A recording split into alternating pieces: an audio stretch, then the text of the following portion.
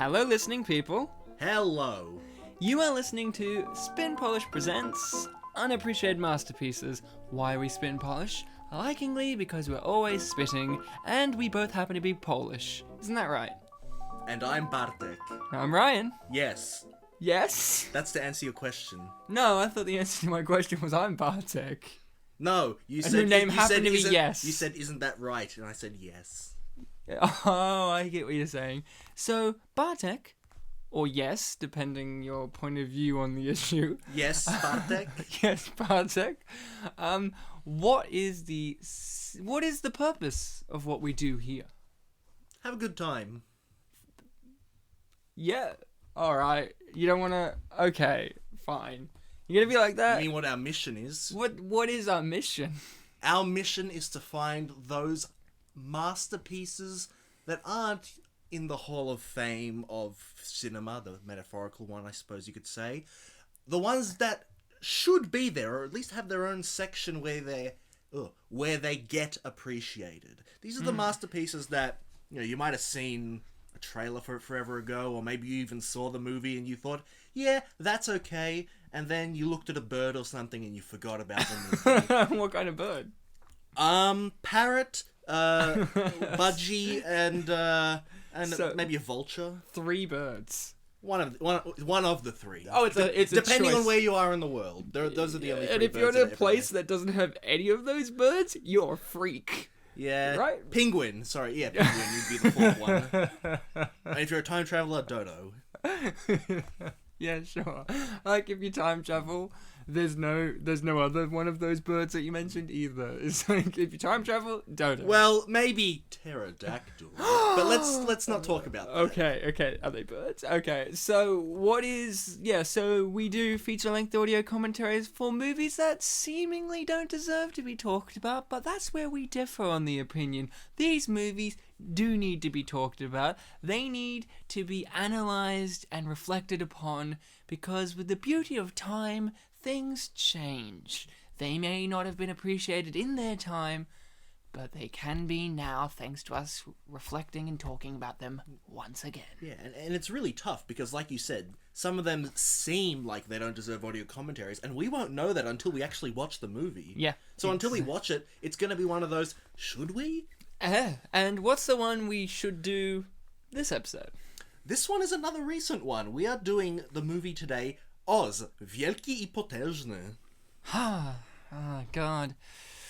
I don't speak Polish. That's the embarrassing thing. We both happen to be Polish. I don't speak it. Bartek does. Arguably, I should be able to know how. But, Polish is a really hard language, isn't it, Bartek? It's like one of the hardest to learn. Mm-hmm. So if anything, you should all cut me slack for having done over 30 episodes and not knowing a single word Like of you Polish. said, you should all cut me slack. Like everyone, just cut him some slack. Because I know there's some asshole listener out there, or guest, I don't know, just sitting there going, well, they can't spit in Polish, likely because they're always spitting, they're both Polish, but the other guy doesn't speak Polish. Well, what the fucking go is that about? Look, I can't be great and powerful, but what is the movie we're watching? The movie we're watching today is Great, Oz and Powerful. What? I don't remember Great, Oz and Powerful. That's not what I said. Oz the Great and Powerful. Oh, Oz the Great and Powerful. Jeez, Ryan and all the listeners, you just can't listen. You blamed all of them, even though none of them spoke I up. bet they all heard the same thing. Yeah. So we're watching Oz the Great and Powerful, the 2013 classic by Sam Raimi, starring James Franco and others. But we don't always do it alone, do we, Bartek? Sometimes we do, but we usually need a guest. Always, usually. Well, I speak Polish now, through broken English. Oh, we always need a guest. Zawsze czasami. So, I don't know what he said, but... Basically, the mistake you made, yeah. Great. So, who are we with? Who's our knight? Lads and ladies, we have a returning guest this time. If you've listened to the Scooby-Doo 2 episode, you'll know this one. It is Jules, Cat in Italian. That's right. Hi, people of the internet. I love how you're just communicating to the people of the internet. No one else. Fuck you guys. Yes, Jules Gatto. Cat in Italian. That's what that means, apparently. I don't know. I haven't looked it up. If Google Translate, if I write it in there, will it I tell don't, me? I don't speak Italian, is what Ryan's trying to say. I'd hope so. Otherwise, I've been telling lies for Do my you whole do you entire speak life. Italian? A little bit. A little. That's more than me How with great- Polish. How great would it be if you go to Google Translate, you write Gatto, and it translates to cat in Italian? Well, how good would it be if you just translated it and it says a liar, and it's just like, I knew it, Jules is a liar. I knew the whole time. I've known. No, Right. if it's her last name, her whole family would be then. Yeah, a family of liars, Just but don't specifically give away the secret. a liar. Like, there's only one, but who in the family is the liar? So we're doing Oz the Great and Powerful. Before we start into this, what is our relationship with this movie? Bartek, let's hear from you first. One night stand, by which I mean that I saw it in the cinema with 3 friends. So, an orgy then? One night orgy stand. Well, yeah, pretty much. So, you saw it in cinema. Yes. Lucky duck. Yeah, and 3 of us, including me, thought it was just okay, and one of us had his response to it was, "Oh, my feels." In response to, well, I'll tell you what it was in response to. Please be it that Mila Kunis is the feels. No. No, she made me feel something. So, my attachment to this movie is that it's from 2013, so it's fairly recent, and my girlfriend had a bunch of university friends who really wanted to go see this. They're the kind of people that are like assholes, but they're the kind of people that are like, oh yeah, let's all go to this specific movie and we'll see it, and you know, it'll be that movie that it is going to be popular, but you know that it's not going to be like Avengers or whatever. And they were like, yeah, we'll see this one, ironically. You know, and I was like, I kind of wanted to see it, but then that made me not want to see it, as well as just looking at So their attitude. their attitude poisoned my attitude, and I didn't see it in the cinema, but it's always stuck with me, that movie, and I finally watched it for this show. What about you, Jules? I was going to see it in the cinema, and I think I left it for too long, or it just wasn't out for that long. Jeez.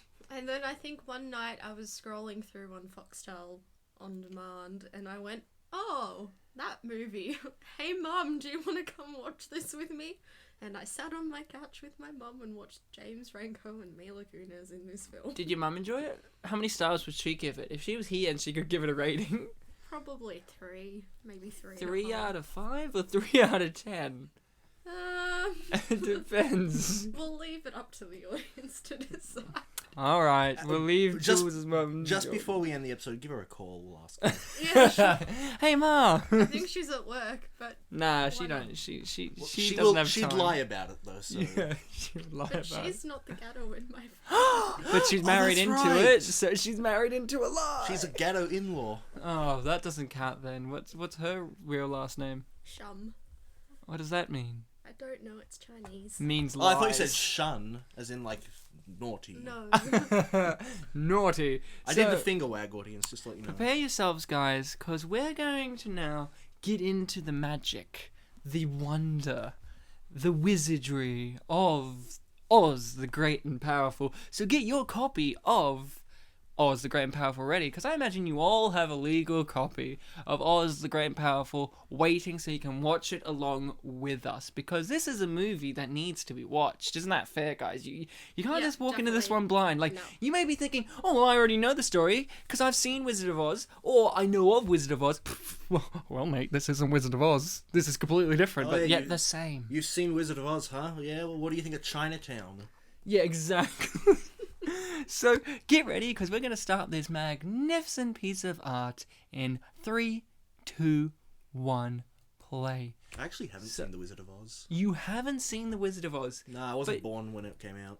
Are you sure? Because your family has the mentality of someone who was raised in the 1930s. One of my relatives around that time, you know, was like almost a decade before. Well, not a decade. It was the decade where later on, you know, concentration camps and all that. You know, So they couldn't be afforded the luxury of Judy Garland. no. Damn. So, have haven't you seen Wizard of Oz, Jules? Yeah, I have. I also saw it on stage with Nikki Webster back in the day. Far out. Who was Nikki Webster the Wicked Witch? Like, who was she? Might as well have been. Was she Toto? Like, I don't know. Yeah, there's a girls' Did she school near our university that we went to that is currently having a Wizard of Oz, stage play. Oh my shit! Yeah, that's true. Was she good in it? She was alright. Yeah, I mean, you could. Back in her Strawberry Kisses days. Did she sing Strawberry Kisses? No. Oh, then She should fuck have, it. though. Oh, it's Zach Braff's in this. I'm happy that he's in But something. the unicycle wasn't in it. That's a lie. It wasn't in it. Yeah, this movie's a lie. I love how When you said that's a lie, I didn't know if you were talking about me or the I really want to keep you on suspense. I like how they have Bruce Campbell in the credits, even though he's in one scene. Like it's because you know who Bruce Campbell is. Was he the guy that got whacked by the... Yeah. So Bruce Campbell frequently works with the director Sam Raimi. He's Ash in the Evil Dead movies, if you've ever witnessed I've them. seen And the of course, first one. in Spider-Man, he's in all three. So in Spider-Man 1, he's the guy at when Spider-Man goes wrestling. Oh, yeah. And he goes against Bonesaw. He's like the announcer guy who's like, and he's going to fight Bonesaw. Was he the narrator of the games? Probably, yeah. Yeah. And in the second one, I think he was like the guy that wouldn't let Peter Parker into Mary Jane's play. And then in the third one, he was like the waiter that kept interrupting Peter Parker trying to propose to Mary Jane. It's like, fucking great. In the Spider-Man 2 game of the movie, there's a part in the tutorial where he's like, alright, Spider-Man, now jump off this building. And then when you jump off the building, like mid-fall, it like goes into super slow motion. It's like, you actually did it, didn't you? Stupid. Well, just press R2, you'll be fine. I thought for some reason that it was actually like when you said, was he the narrator of the game? I'm like, I sure hope so. And then I'm thinking to myself, or is Bartek getting Stan Lee confused? No. Stan Lee makes a cameo in movies. He was in he was the narrator of the PS1 games. The PS2 games, it was Bruce Campbell. Oh, that's fair enough. I had a Spider-Man. My favorite character is right here, Gunslinger Girl. I loved her. I really thought that she was like these people here, like of the circus, were going to be incorporated into the land of Oz, not just like one of them does a title drop. Yeah, I know. But I thought not just Zach Braff and this chick. She's in it, right? Well, yeah, but she's the evil witch, right? Well, a lot of the characters we see, like remember. the actors and actresses, are a lot of them in this Kansas scene that appear again as other characters, like the girl in the wheelchair. Yeah, but they're main characters. But the secondary characters, you don't see what's his name, Knock. Is it Knock? Oh yeah, we don't. We don't see him here. We don't see any that's the thing that I think really would have elevated this. So James Franco, does he turn you on? Anyone? If you're a 14-year-old girl who lives in Scotland and he's Instagramming you for a sexy meetup, would you do it? Look, if I'm 14, then go for it. But you're not 14. What about now? Would you go for it? Yeah. If he was dressed up in that hat? Or are you too legal? Look, if he was dressed up in that hat, maybe. I'm leaning more towards yes. Are you more of a... It sounds like you're more of a Dave Franco type of girl. Yeah, look. The lamer Franco. It's more because if I was to ever get with James Franco, I'd be a little bit concerned with how much he's painting, what's his name? Painting? Who's he painting? No, painting pictures of, Seth Rogen? Yeah, Seth Rogen. While having sex with you? What do you want? What do you... Wait, I think it would just be more like, can we go do something? It's like, no, I'm too busy painting Seth Rogen. I'm asking, would you have sex with James Franco? And I'm like, would you get with James Franco? Your concern is the long-term relationship with him, which you're more like, James, can we go out for dinner? And he's like, sorry, Jules, I'm painting rogues. Just like painting him over your body. Trying to do it and looking up and seeing Seth Rogen's naked body in a painting on the roof. So what you're saying is you want a hot piece of Seth Rogen then? I hear what you're saying.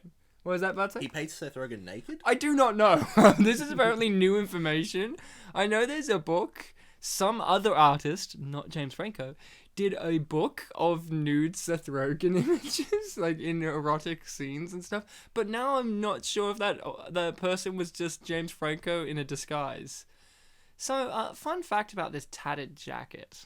In Oh, the yeah, I read that. original Wizard of Oz, Jules, Yep. which Bartek hasn't seen, the wizard wore a jacket, and they got that. The production crew got that jacket from an op shop.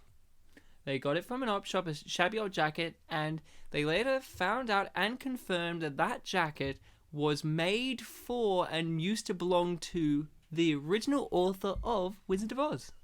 Wow. Isn't that neat? So that little reference about the shabby jacket is in a reference. This movie is self-referential Mm-hmm.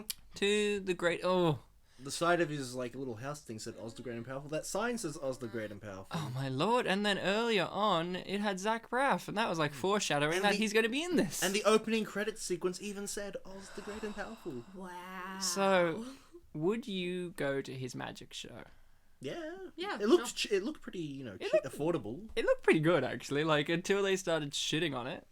I like the touch of how he hired people to like accuse him of the strings. Well, yeah, I assume that he hired them, but then when he wouldn't make the little girl walk, they turned on him. Like, even the people he hired, they were like, do it! And I'm like, okay, Dicks. jeez. So, I like how she was too dumb to realize that she was the volunteer. Like, Although It's maybe more like she she just forgot. didn't want to. No, she clearly forgot. yeah, she just forgot. Like, even Zach Braff's like, geez, I was in Scrubs and I could remember. Jeez. So, is this the first, for me, honestly, I think this is the first film I've seen Zach Braff in.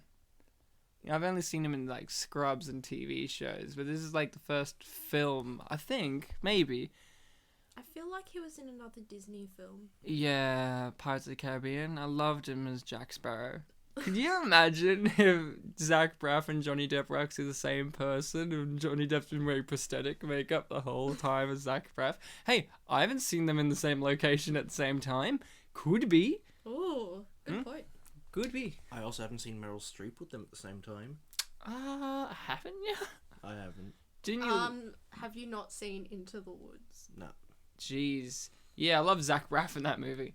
That's brilliant in that film. as Meryl Streep. So, Jules, tell us your experience watching when you had to watch this movie with your mum. Did you laugh? Did you cry? Did you both eat ice cream? Who knows? Did it make you as a mother-daughter combo combine more? Was it a bonding experience? One you all reflect on. Sure, why not? I Yeah. remember asking her if she would like some popcorn, and then she said yes, and I went and made some. Wow. And when in the movie did you make the popcorn? Do you remember? Probably the fourth time we saw Oz the Great and Powerful show up in the So, film. like, what, 4 minutes in? Jeez. You know what would be more a, like 20 seconds, but... Oh, jeez. you know what would be a funny anachronism for this scene? What? If like you like, oh, in an early shot there were clearly no strings. Yeah, right? And then the whole point is there are strings. Yeah. It's like, oh, in the earlier shot it was clearly magic, not a trick. You want to hear something funny? I didn't realize until I went to the IMDb page that the China girl was a little girl who couldn't walk. I didn't think about it. Like, I forgot the aspect that people that he knew. That took me a second too as well. It took me the whole entire movie. Also, the actress's name is Joey, I think. Joey, how you doing? I like that Zach Braff looks like a monkey as a human and looks less like a monkey when he's an actual monkey. Do I look like a monkey? No. Yes, not as much as Ben Stiller. Ben Stiller reminds me that we are evolved from apes. I really want to know how he did that trick. Do you really wonder why he doesn't... Okay, here's a major critique of the movie. Now, this is a positive critique, because I think this is showing more of the human nature than his performer nature, that once he actually gets into Oz, he doesn't actually do any magic tricks. Like, he does for the first little bit, but then the rest of the time he's just running. Well, and then the climax. And a lot of them are, just like tricks where you can be like, oh, I know what he did, rather than Yeah, like, such as he threw something at the lion. yeah. I could do that. I could throw something easily. I'm the wizard. Mm-hmm. So it's less performance in nature and more like, oh well, I'm just using whatever I can like get a quick thing out of. Like at one point he just pulls out like flowers, like, hey, I can do this. Yeah, and she was like stunned. She was like, oh my god. So, Did you guys have a favorite character in this movie? Because this movie has a plethora of characters. Did you have a favorite, Bartek? Not one that I felt too strongly on, but I suppose I did. For like the one moment they appeared. Which was? It was... You remember the scene way later on where the Tinker's using fake scarecrows and they're being attacked? Yeah. That one of the flying monkeys destroys one, grabs... And then he hay. flies up into the air, tries to escape? No. And he just shows the hay over to the one of the witches, like, look, it's hay. I just found that funny. Oh, okay, so that was your favourite character? Monkey who discovered hay. Monkey who was like, look, it's hay. You're really picking obscurity. My favourite character was an actual character. Do you remember the bit that we are going to come up to in a little while, where he gets sucked into the tornado, and there's the piano accordion that just tries to kill him? Yep. That was my favourite character in the movie. Oh yeah, yours is an actual character, Ryan. It talked with music. That's true. Short. No, my actual favourite character would have to be, it's a real tough pick because this movie does have a lot of characters, Jules, but I really like Zach Braff as a monkey. Finley. There was this one line that actually made me laugh out loud where he's like giving all these excuses for why they could go back to the Emerald City and hand themselves in. It's like, we could tell them about, the pothole problems on the yellow brick road. I'm like... Far out. The yellow brick potholes, was it? Yeah, the yellow brick potholes, and that made me laugh. I just thought, okay, Zach Braff chucked that one in there for fun. Yeah, I don't think they'd actually mentioned that the name of the road was Yellow Brick Road. No, they did. Did they? Yeah, they said you could go down the yellow brick road. Mila Kunis is like, we can get to the Emerald City by going down the yellow brick road. Wouldn't it be great if they couldn't get the copyright for the yellow brick road, so it was like... the shit brown road. Yeah, let's go down the shit brown road. What about you, Jules? Do you have a fave? I'm gonna say Zach Braff as well. Zach Braff? I thought you were going to go with a strong man. Are you talking about Frank or Finley? With Zach Braff. The one who doesn't knock when there's a sock on the door? Or the one who's a monkey? And he doesn't with like wings. bananas. Well, he does like bananas, but it's not. It is because he's a monkey, but he doesn't want you to say it. Did he say that in the movie? Yeah. I can't remember. There's so much stuff that... It's like right around the time of that line you love so much. Oh, right. Yeah. A lot of stuff happens. I was trying to keep up visually as well as Like James audio. Franco was talking about how when I get that gold, I'll give you some and you can have all the bananas you want. And he was pulling out the racist card. It's like, oh, you're saying that because I'm a monkey? And it's like, so you don't like bananas? It's like, well, of course I do. I'm a monkey. I just don't want you to say it. Yeah. Zach Braff really steals the show in this. But then there's a portion of the movie where Zach Braff's no longer in the movie. He just doesn't speak. So okay. So Bartek, the real question that we try and explore is, why isn't this one an appreciated masterpiece? Because you can tell by looking at it. Like this sequence here, we haven't even talked about the opening sequences of this movie is 4:3 ratio in black and white, doing a homage to the kind of, the original kind of time period of, when it's set and all that kind of stuff. And did Wizard of Oz do the same thing? It started out in black and white. I can't remember if it had 4:3, probably. And, it's very, very smartly done. And, the acting in this sequence is very well done because it's kind of naturalistic, but they're playing it over the top slightly because...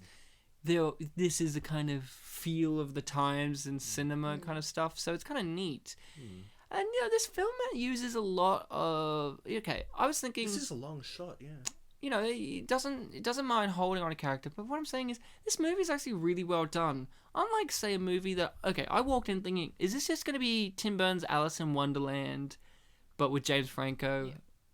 And I'm shocked that it isn't, because what this movie does have, Bartek? I think you and I would really appreciate is this movie, out of all the movies, I think it has some of the most beautiful little quiet scenes in it. Little scenes that just show the true nature of characters, such as when he glues her legs back together, just little quiet moments. That is what my friend who went my feels was responding to. What? I thought he was responding to when she grabbed out a knife later on in the movie.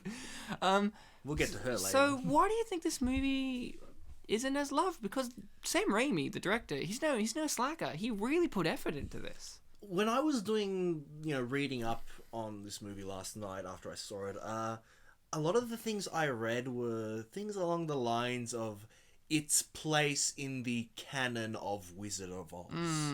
Like, how, correct me if I'm wrong, the story of the Wizard of Oz, it was all a dream? Yeah, it's all her subconscious. Yeah, and like dreams, like Alice in Wonderland. Kind yeah, of and like here it clearly establishes that Oz is a world, unless this whole thing is someone's dream. And yeah, and there was another thing. It was that show Wicked. Apparently, the musical. Yeah, apparently that's also an origin kind of story of the witches. Yeah, and it like doesn't, and this is like a completely different story. Yeah, because the wizard still, in the Wizard of Oz and in Wicked, the wizard is a dick. Like, he's a nice guy, but he's a charlatan dick, and he's in it for the money, and in it, like, and at the end of this movie, it's no longer about the money. It's like he's a good guy deep down, like he really just wants to be an honest man. While the wizard in both Wicked and Wizard of Oz is way more of a dick. You know what I mean? Like, that's the kind of feel. Yeah. But I don't mind the fact that this kind of explores that character. But yes, the dream thing, I did want to talk about that. Because, in Wizard of Oz, it's a dream. But in this movie, it indicates it's a dream too, or he could be dead. Because he prays to God to save him, and then God responds by sending him to Oz. And everyone that he's surrounded by, that he likes, are in Oz, just like in The Wizard of Oz. Except for at the end of the movie, he doesn't wake up and go, and you were there, and you were there, and you were there. So I don't know, it's this kind of movie where it's like, is Oz a place where it's like a shared dream world? Oh, it's like a collective unconscious, but in dreams. Yeah, could Oz be that? Because, Wizard of Oz isn't just one book, it's like a series of books. Yeah. So, Dorothy isn't always the main character, so maybe it's not just her dream, like it's collective people's dreams that need, like, they need something, like, with Franco, he wants to be more than good, he wants to be great, he has all these aspirations, as does Dorothy. She has aspirations for better things, and then going to Oz kind of fulfills their needs, but also shows them what they really need and what they really need to do in life, kind of stuff, what they need to appreciate. Maybe that's the point of Oz. Yeah. Alright, so let's step back to the why we think this is unappreciated. Do any more ideas other than the whole picture? Yeah, see, I'm going to agree with you that most people like things to be in a neat and tidy box where it's all sequential, falls in one universe that makes sense when everything's put together, kind of like how people always uproar when Marvel do something new and they go, oh, but that hasn't been done before and that doesn't make sense. And it's, people always go, oh yeah, but like, here's my nice neat little box, like, just why can't everything stay in there? People want, but they also demonize something being different. Yeah, exactly. Yeah, I think it's a case of people, like, look, it's a remake, well, it's a different take on a classic story. It's an adaptation of one of the books, basically. Yeah. Sort of. Kind of, it's a liberty on stories, right? Yeah. And Wizard of Oz has had many other movies made, Muppets have done it, Return to Oz, The Wiz.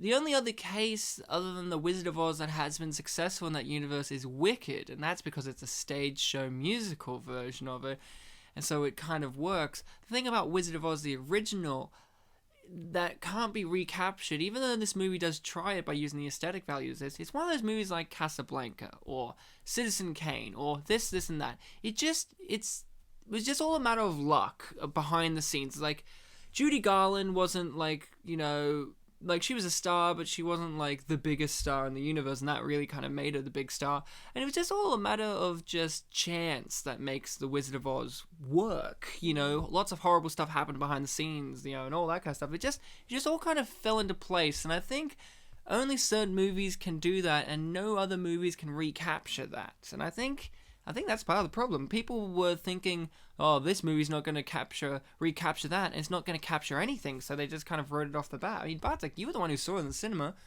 Why did you walk away from this feeling meh?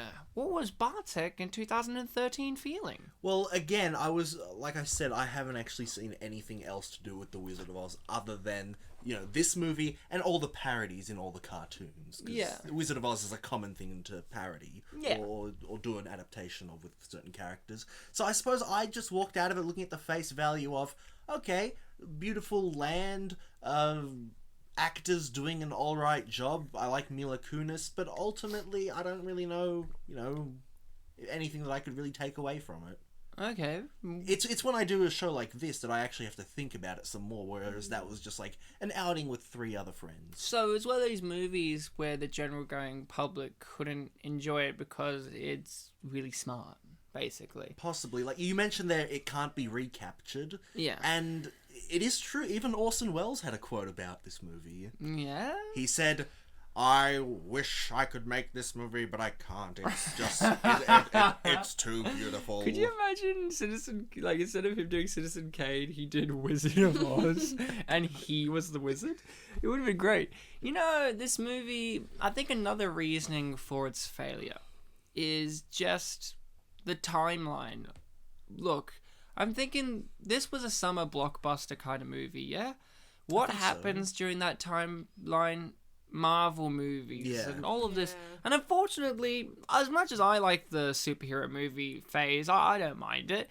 Like, they're movies that are smart, but they cater to the general mass. This movie's smart, but it's also trying to be a blockbuster kind of smart, but it isn't a blockbuster movie. It's more of an art movie. Yeah, definitely. And I think it's just certainly a problem from this point onwards. Yeah, I think it's just the problem of the cinematic landscape. I think this comes out during a time in which everything is a franchise. This is not. Like, it's trying to build on the idea of being one, but that doesn't really work. Like, this isn't a superhero movie. Like, that's the problem. It's not a superhero movie. If it's not Marvel or DC, no one's going to care at that period of time, and that's still the period of time we're in now, I think. There's many great movies that just are getting not seen, because why would you want to go to the cinema to see Oz the Great and Powerful when you know for a fact that, Iron Man, blah, blah, blah, is going to be great, Wasn't Iron Man 3 the movie that year that came out? Yeah, like, blah, blah, blah, blah, blah. So, like, what's the point? But it's almost an issue of the period of time between the original and this as well, because if you think of films now, like, Finding Dory has just come out and everyone is, like, over the moon ecstatic for it, and it's been however many years. Like, The Incredibles are going to come out in 3 years' time, and that's a 15-year time period, and everyone is still, like, pretty pumped for it. Well, yeah, remember when Toy Story 3 came out? Yeah, exactly. But again, that has something like, this is a Disney movie, so Disney's brand should carry this alone. But you know what Finding Nemo and all that have in common? It's Pixar. Yeah, exactly. Pixar have a quality that makes people go, I'll see it. Even with movies like Cars and Cars 2 and Monsters University and all their lesser ones, people are still like, I want to see this. It's like how an actor can sell you, like, oh, I will see every Nicolas Cage movie, or I will see every James Franco movie. With that, it's like, I will see the Pixar movie. Yeah. But it's also still within a time period where, most people were young enough to remember first seeing it, and now are old enough to see the sequel and get additional things out of the film. Where with The Wizard of Oz, it's such a huge time period away where it's shaped culture so much. Yeah, you could probably say, oh, The Wizard of Oz, and someone who's 13 will go, oh, I kind of know the story, but would have not seen the film for it. Yeah. What's something interesting? Just saying that, with the time period, Wizard of Oz itself has shaped culture and cinema so much that I genuinely believe that people, who haven't seen it before and have an understanding of what it is, will see it and be disappointed because it's been hyped up, it's been shaped, and I think that this movie suffers from that problem. Like, it has such a huge shadow to try and step out of with Wizard of Oz, and it just has no possible chance, even with the greatest minds working on it. Like, to be honest, Franco is what sells it for me. Like, I like Sam Raimi as a director, he's great, Spider-Man's great, Evil Dead, cool. But if you said to me, Ryan, we're going to remake Wizard of Oz, I'll be like, get out. And it's like, but we got Franco as the wizard. I'll be like, okay, I'm listening. I think, he sells it for me. Yeah, like, this is a whole world with all this fantastical stuff. Like, we just saw, we're not going to see them again, the little water fairies or something, pixie fairies, whatever. Fairies, yeah. There are witches, there are these little munchkins, there's the flying monkey and all that kind of stuff. Chinatown, yeah. And yet it's his interaction with this world that we kind of looking at. Yeah, and I like how he just kind of accepts it after a little while. Like, it's not like a whole thing of, oh, whoa, this is strange, blah, blah. Well, this is what God gave him after he begged to him, so it's like, I'll take it. Mila Kunis is finally here, acting. Also, the little joke with his full name there, if you take the first letter, it becomes Oz Pinhead. Yeah, I personally liked her little reference of her being like, I don't like water, could you get out? Yeah. Yeah, I read that was about nice. that. I read about that after, like, I saw the movie, and I'm like, kind of pay attention to it in this sequence. You know about her not liking water, obviously. Yeah, funny enough, Scooby-Doo often pointed out the fact that, witches, they must be weak to water or something. Amazing. This is a question. Are all the witches, or is it just the wicked ones? Because, like, you never see the other witches get affected by water. As far as we know, it's just Theodora. Theodora. What a great name. So Mila Kunis is in this movie, and she's got this great jacket right now with those stupid buttons or whatever they are. What are they? Are they buttons? What are they? They're like hard to explain. You mean those like pin things that you put under like the little they're like fucking rope things? Plastic hook I've had things. that was so 1905 fashion, might I add. I had a jacket like that not a few years ago, but I can't remember what happened to that jacket. The weird tooth-looking buttons. Yeah.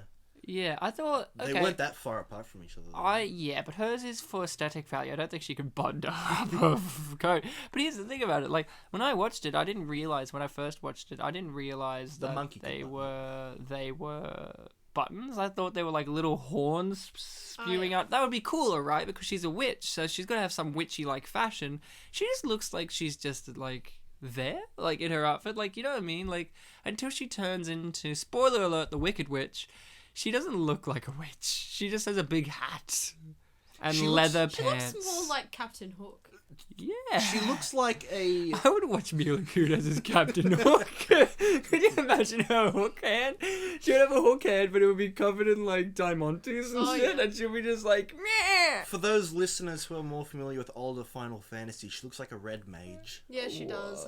Yeah. Well, I'm out of the loop. Red mages are basically the type of mages that can use the basic to intermediate healing and offensive Maybe magics. that was on purpose. Yeah, or does she have healing magics? Wait, no. Okay. Maybe, no. If there's any indication in this movie that she has healing magics, then it is a Final Fantasy reference. There is magic. Because she definitely has offensive magics of the black mages. Of fire variety. She has fireball powers. That's one thing I did remember. Like when I was watching this movie, I was like, there's a point later on where there's like green and red magic going on, and it happened. It was her and her sister. Yeah, I really like. Fun fact about this, this whole affair is Disney. The original belonged to MGMN. Oh, fuck it. Metro Goldwyn Mayer. And they could only get certain legal rights to certain copyright things. So they could have The Wizard and they could have Oz, they could have the Yellow Brick Road, but they couldn't have the specific shade of green that the original witch has because it's so iconic. So that's why when you watch this movie, you look at Mila Kunis as the Wicked Witch when she does turn into it, and it just doesn't look right because the green's not the iconic green, and they weren't allowed to have the chin mole, like the infamous chin mole. So that was like another thing they couldn't have. It's like, why couldn't they allow that? It's just so weird. And wasn't the name of that specific shade of green like something Theodora-ish? Yeah, because it's also the same green that they used for Frankenstein, even though Frankenstein was in black and white. It just gave that eerie effect. You know what I love about this scene, Jules? Is if you met me at a lake... and I helped you run away from some monkeys, and then you took off your big hat and had hair over one eye looking like Jessica Rabbit, and I said, let's dance. And keep in mind, the monkeys sounded like pterodactyls. Watch out, Jules. No, Jules is afraid of pterodactyls. It's a deep fear. And I asked you to dance. Would you fall instantly in love with me? No. What? But this is how women are. He's such a good guy, though. Since when, Ryan? Are you a woman? Can you? I've watched movies, and this is how they are. And you know, movies are facts. I guess red mages are kind of different. Movies are factual, Thank Jules. you, Bartek. Look, Oh, you red mage me. look. I like how she just like, is this a Jessica Rabbit impersonation? I don't know what's happening with this. Like, I it's didn't like, think of that. guess but, what? yeah. She's sexier because half of her face is covered up. No, look. If I did this, if I gave you some magic, maybe would that work? Women are enticed by magic boxes and musical boxes. If you lived in a world where musical boxes didn't exist when I gave you one, Ryan, there is no magic spell in Final Fantasy that just summons a music box. he's not a real magician. Maybe 15 will have it. He's I a don't know. trickster. So, He actually is a very ding good an trickster. answer, Jules. No, she's just giving me silence. No. But she's a strong female character who's driven by love and scorn.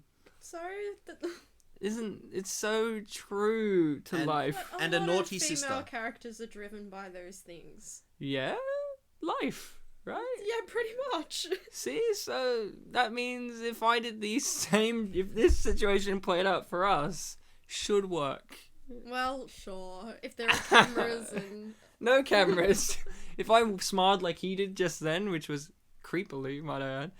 Well, James Franco-y. I like how she's wearing like leather pants. It's like, what is her fashion style? It's Like, shiny. it's pirate chic.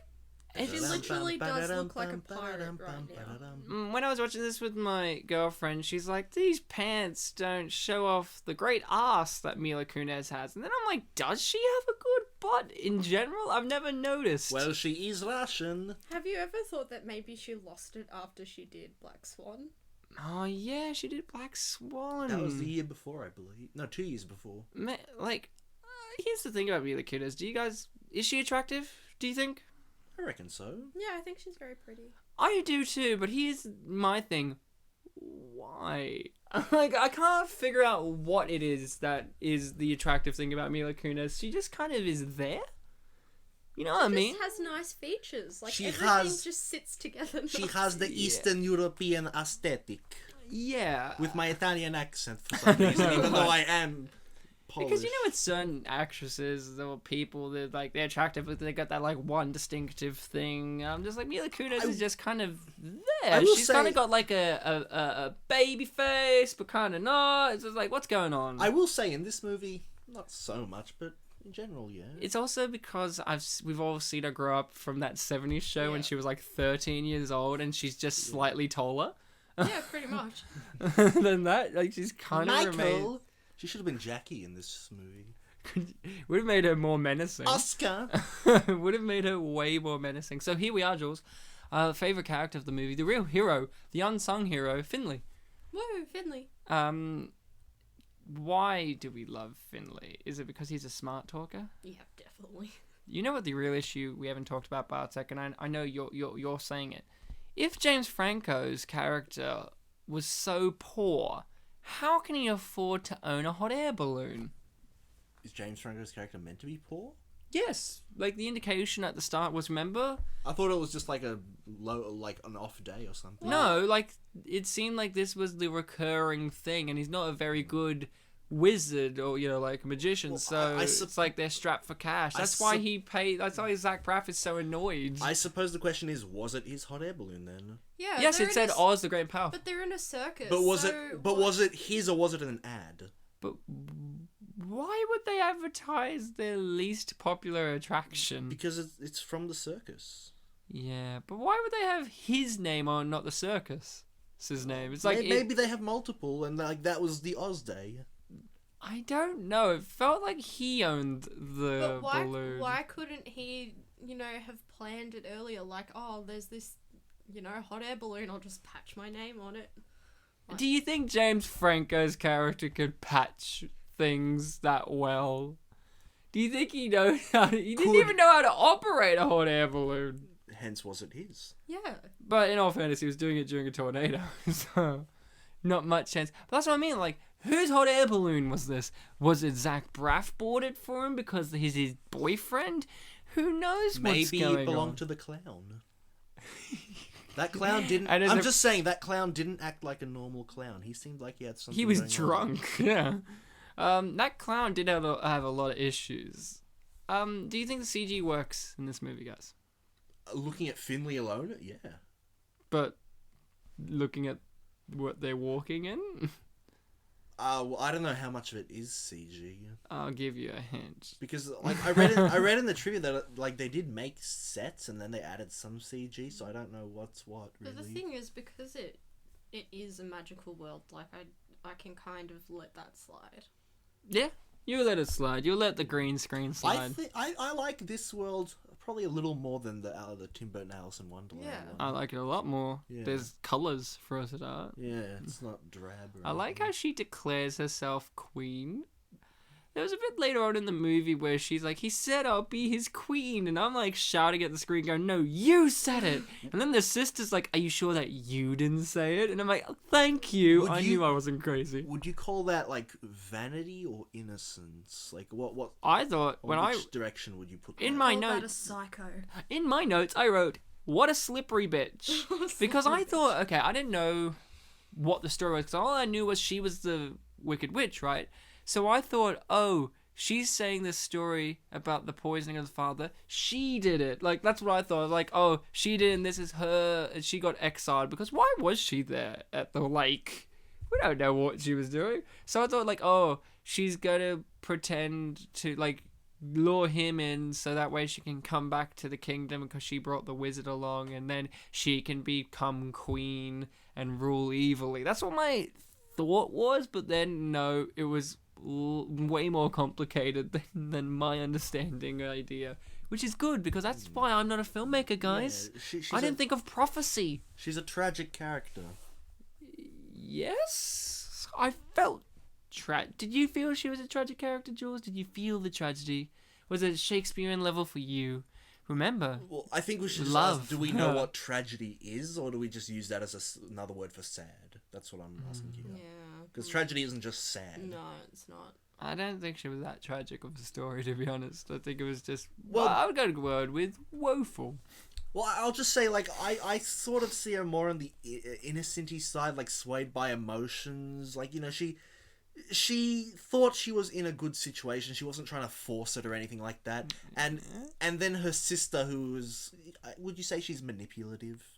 No, she's a No? fine, upstanding young witch who is not at all manipulative. If anything, she's the real hero of the story. Exactly. She's manipulative. So this sister, who I deem as more innocent, is getting, you know, a bad influence from her sister. And because, you know, she doesn't know that she's wicked, she will spend time with her because it's her sister. She loves her. She's supposedly good.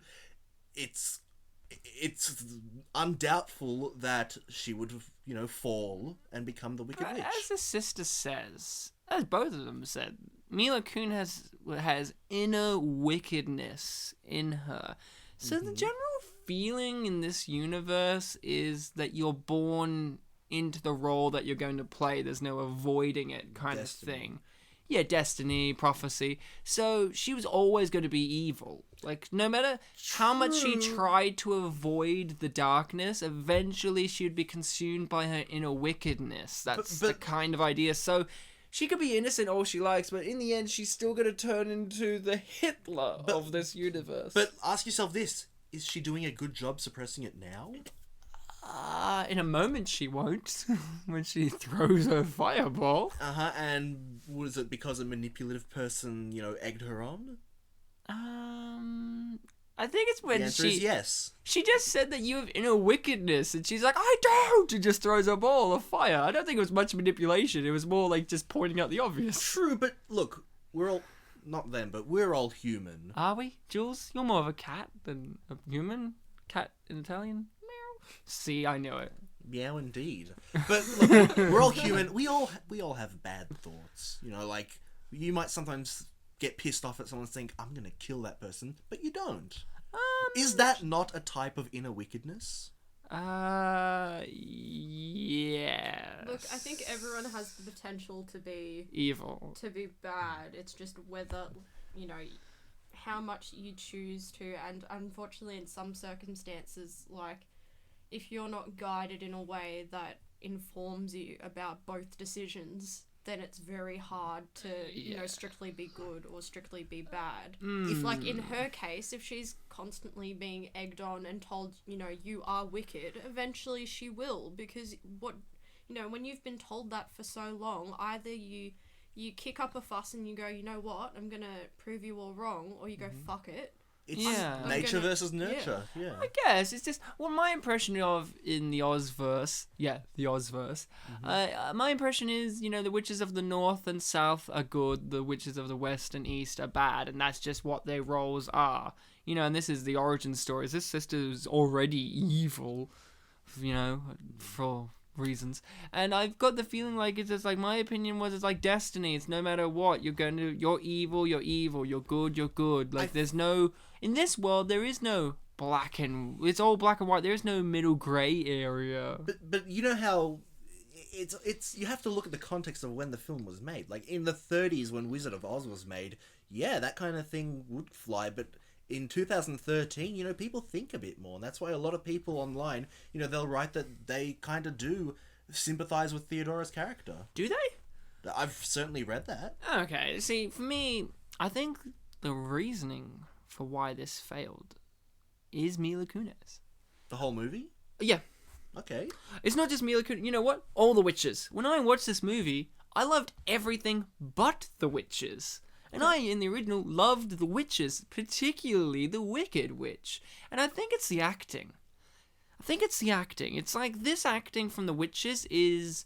Sam Raimi gets these type of performances when he's off. Like in the Spider-Man movies, especially Spider-Man... Okay, these performances are all the performances of Spider-Man 3. You know what I mean? Like, they're over the top... They're kind of stilted. They're kind of weird. I don't feel like these are people. It's like Mean Girls Gone Witch. Yeah, but at least with Mean Girls, they were people. I feel like this one, for instance, she's evil for the sake of evil. You know what I mean? And that works. But like you said, we're craving more. And I feel like Mila Kunis is the face of the problem because with the Wicked Witch, we have a classic interpretation of it. And Mila Kunis just... She's a great actress. I think she's funny. I think she's witty and all that, but I don't think she has the emotional chops to play off the sympathy of her becoming the Wicked Witch. And even when she is the Wicked Witch, she's not menacing. I think that's the problem. I think all the witches are the problem, but Mila Kunis is the top problem because she's the witch out of all of them that we should be kind of invested in. I kind of wish there was a scene where Glinda, that's her name, right? Yeah, the Good Witch. Where I wish there was a scene where she and Theodora, pre-becoming, the green-faced witch, could have interacted. That way, I think we could have gotten a more idea of what is this wickedness, what is this... whether I'm right in my saying that it's the nurture, nature kind of thing going on. Like, maybe she could be like, you are holding it back, you're doing a good job, or if it could be like, you're in a few minutes, you're gonna be gone. Yeah, you know what I was thinking about during this scene, just to say, all I was thinking was, DuckTales! Woohoo! Because this is just the intro to DuckTales, where it's like Uncle Scrooge just like jumping in some money. If only he had a Scottish accent. Now I'm just thinking, wouldn't it be great if Smaug came out of that? I'm thinking, wouldn't it be great if a cartoon duck came out of this and was like, don't touch my chalice? A cartoon duck or a Boo from Aladdin? Both. Is that the new spin-off Disney? Get onto it. Get onto it. Woohoo! Cartoon duck and Boo. You know what I think really... Okay, this is me. This is you. This is me in my opinion. I feel like the problem with the witches is the acting in particular, right? But everything about them is two-dimensional in a movie that's supposed to make The Wizard of Oz, which is a fairly two-dimensional story with two-dimensional characters, they skip down a yellow brick road, and they're making them flesh out more.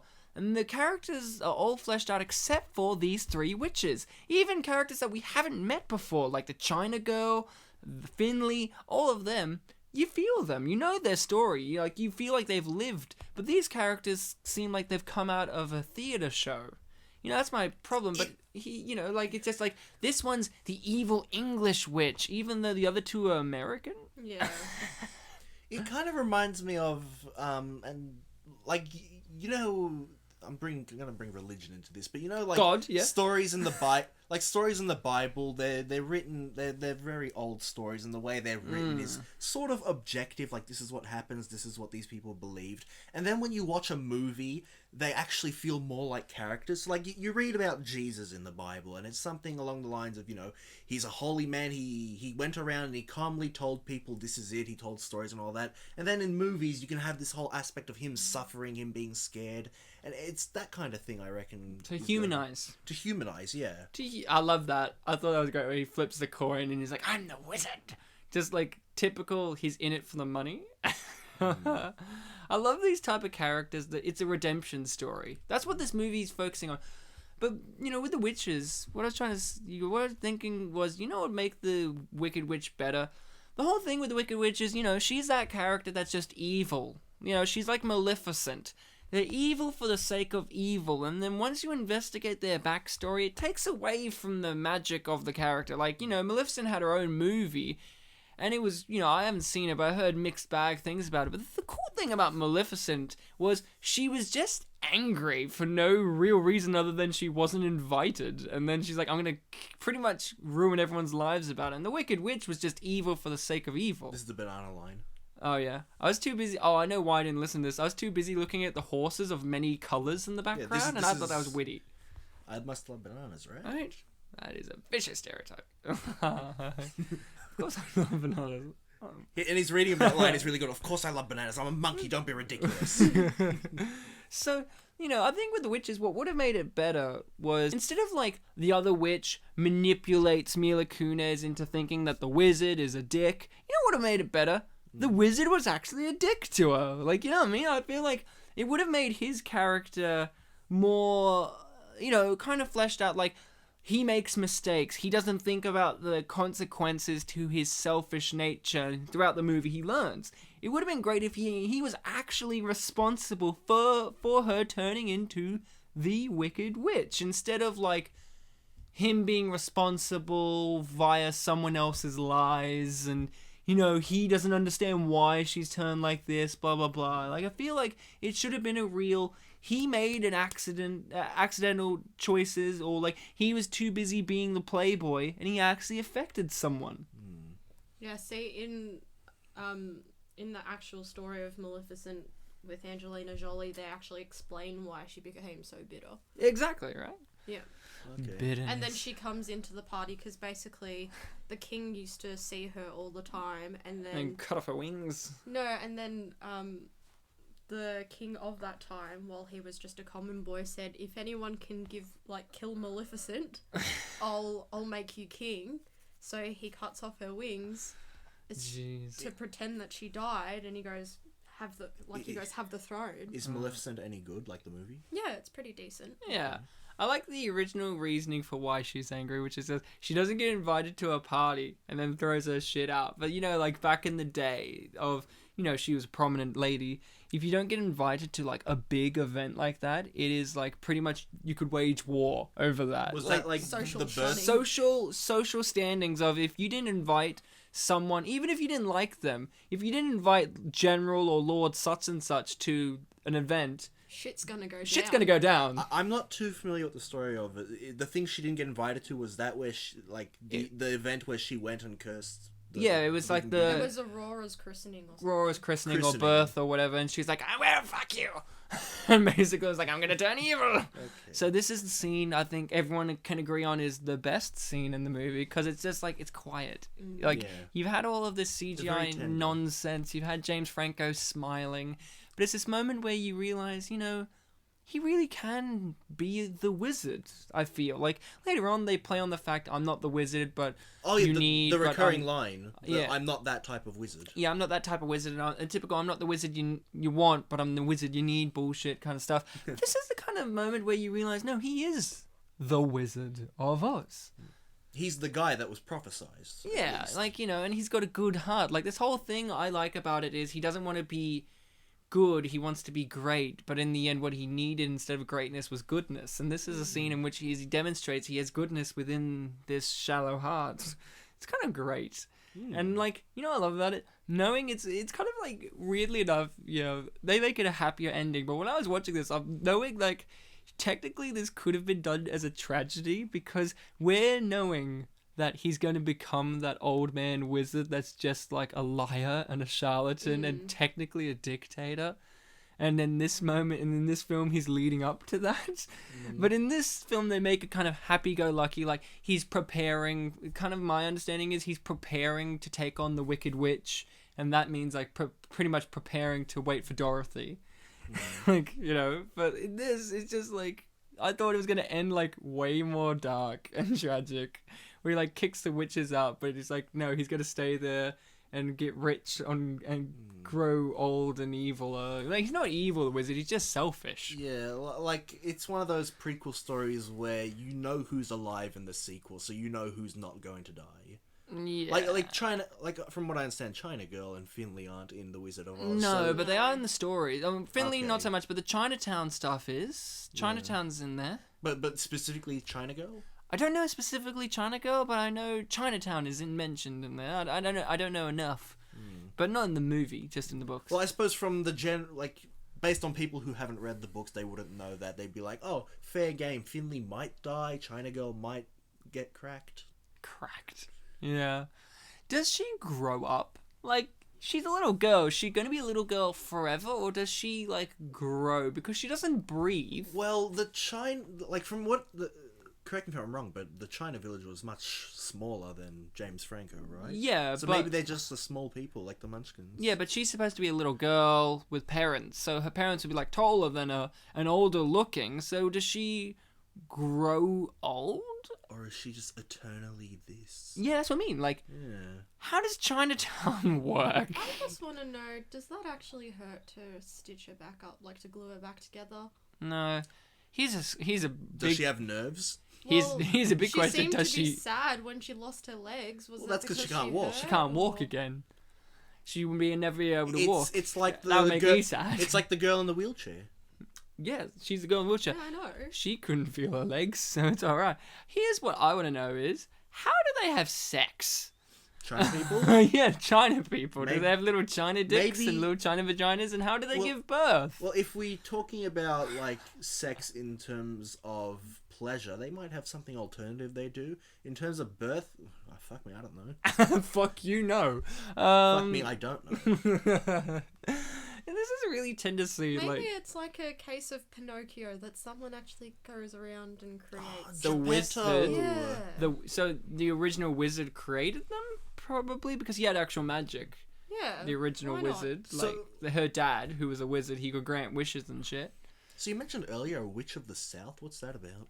So, there's 4 witches. Yeah. But in both The Wizard of Oz and in this, we never see the other good witch. It's like, I don't know what the go is. I don't know, like... You'd assume there'd be one for every cardinal point. Yeah, no, there is, because there's Wicked Witch of the East is crushed by the house at the start of Wizard of Oz. Yeah, like, which you know... is where the ruby slippers come That's from. Endora, right? Yeah, the evil bitch in this, yeah. And she looks like an old hag kind of stuff. And Like she's, at the end of this. yeah.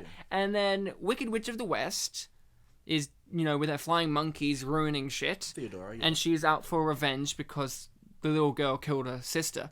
And then Glinda is the good witch of the north, I do believe. And That leaves another one. in both of these things, and I don't know, I haven't explored the other mythology. I don't know, maybe she's dead, maybe expanded universe and other films and shit. Is she alive? Is she dead? Does she even exist? Why would they not have a south? Or is she Maybe- she's just so removed from everything she doesn't actually care? Maybe she's just a penguin. Wouldn't it be a surprise if the good witch of the south was actually the wizard? That would be kind of neat. Like, you know what I mean? Like, where is the Emerald City located in the grand scheme of directions? Is I it don't know. north, south, it- east, west? Smack bang in the middle. And then Yeah, don't get me also- started about the witch of northwest and the witch of northeast and the. So northwest going on north, northwest going on Oh west. my god, it's gonna be like and they'll all be like witches from And they'll be with like- Halloween costumes. And there'll also be a third northwest, we- exactly We all northwest. know the witch from Northwest is the richest because she lives with Kanye and Kim. Oh god, I knew you were going there.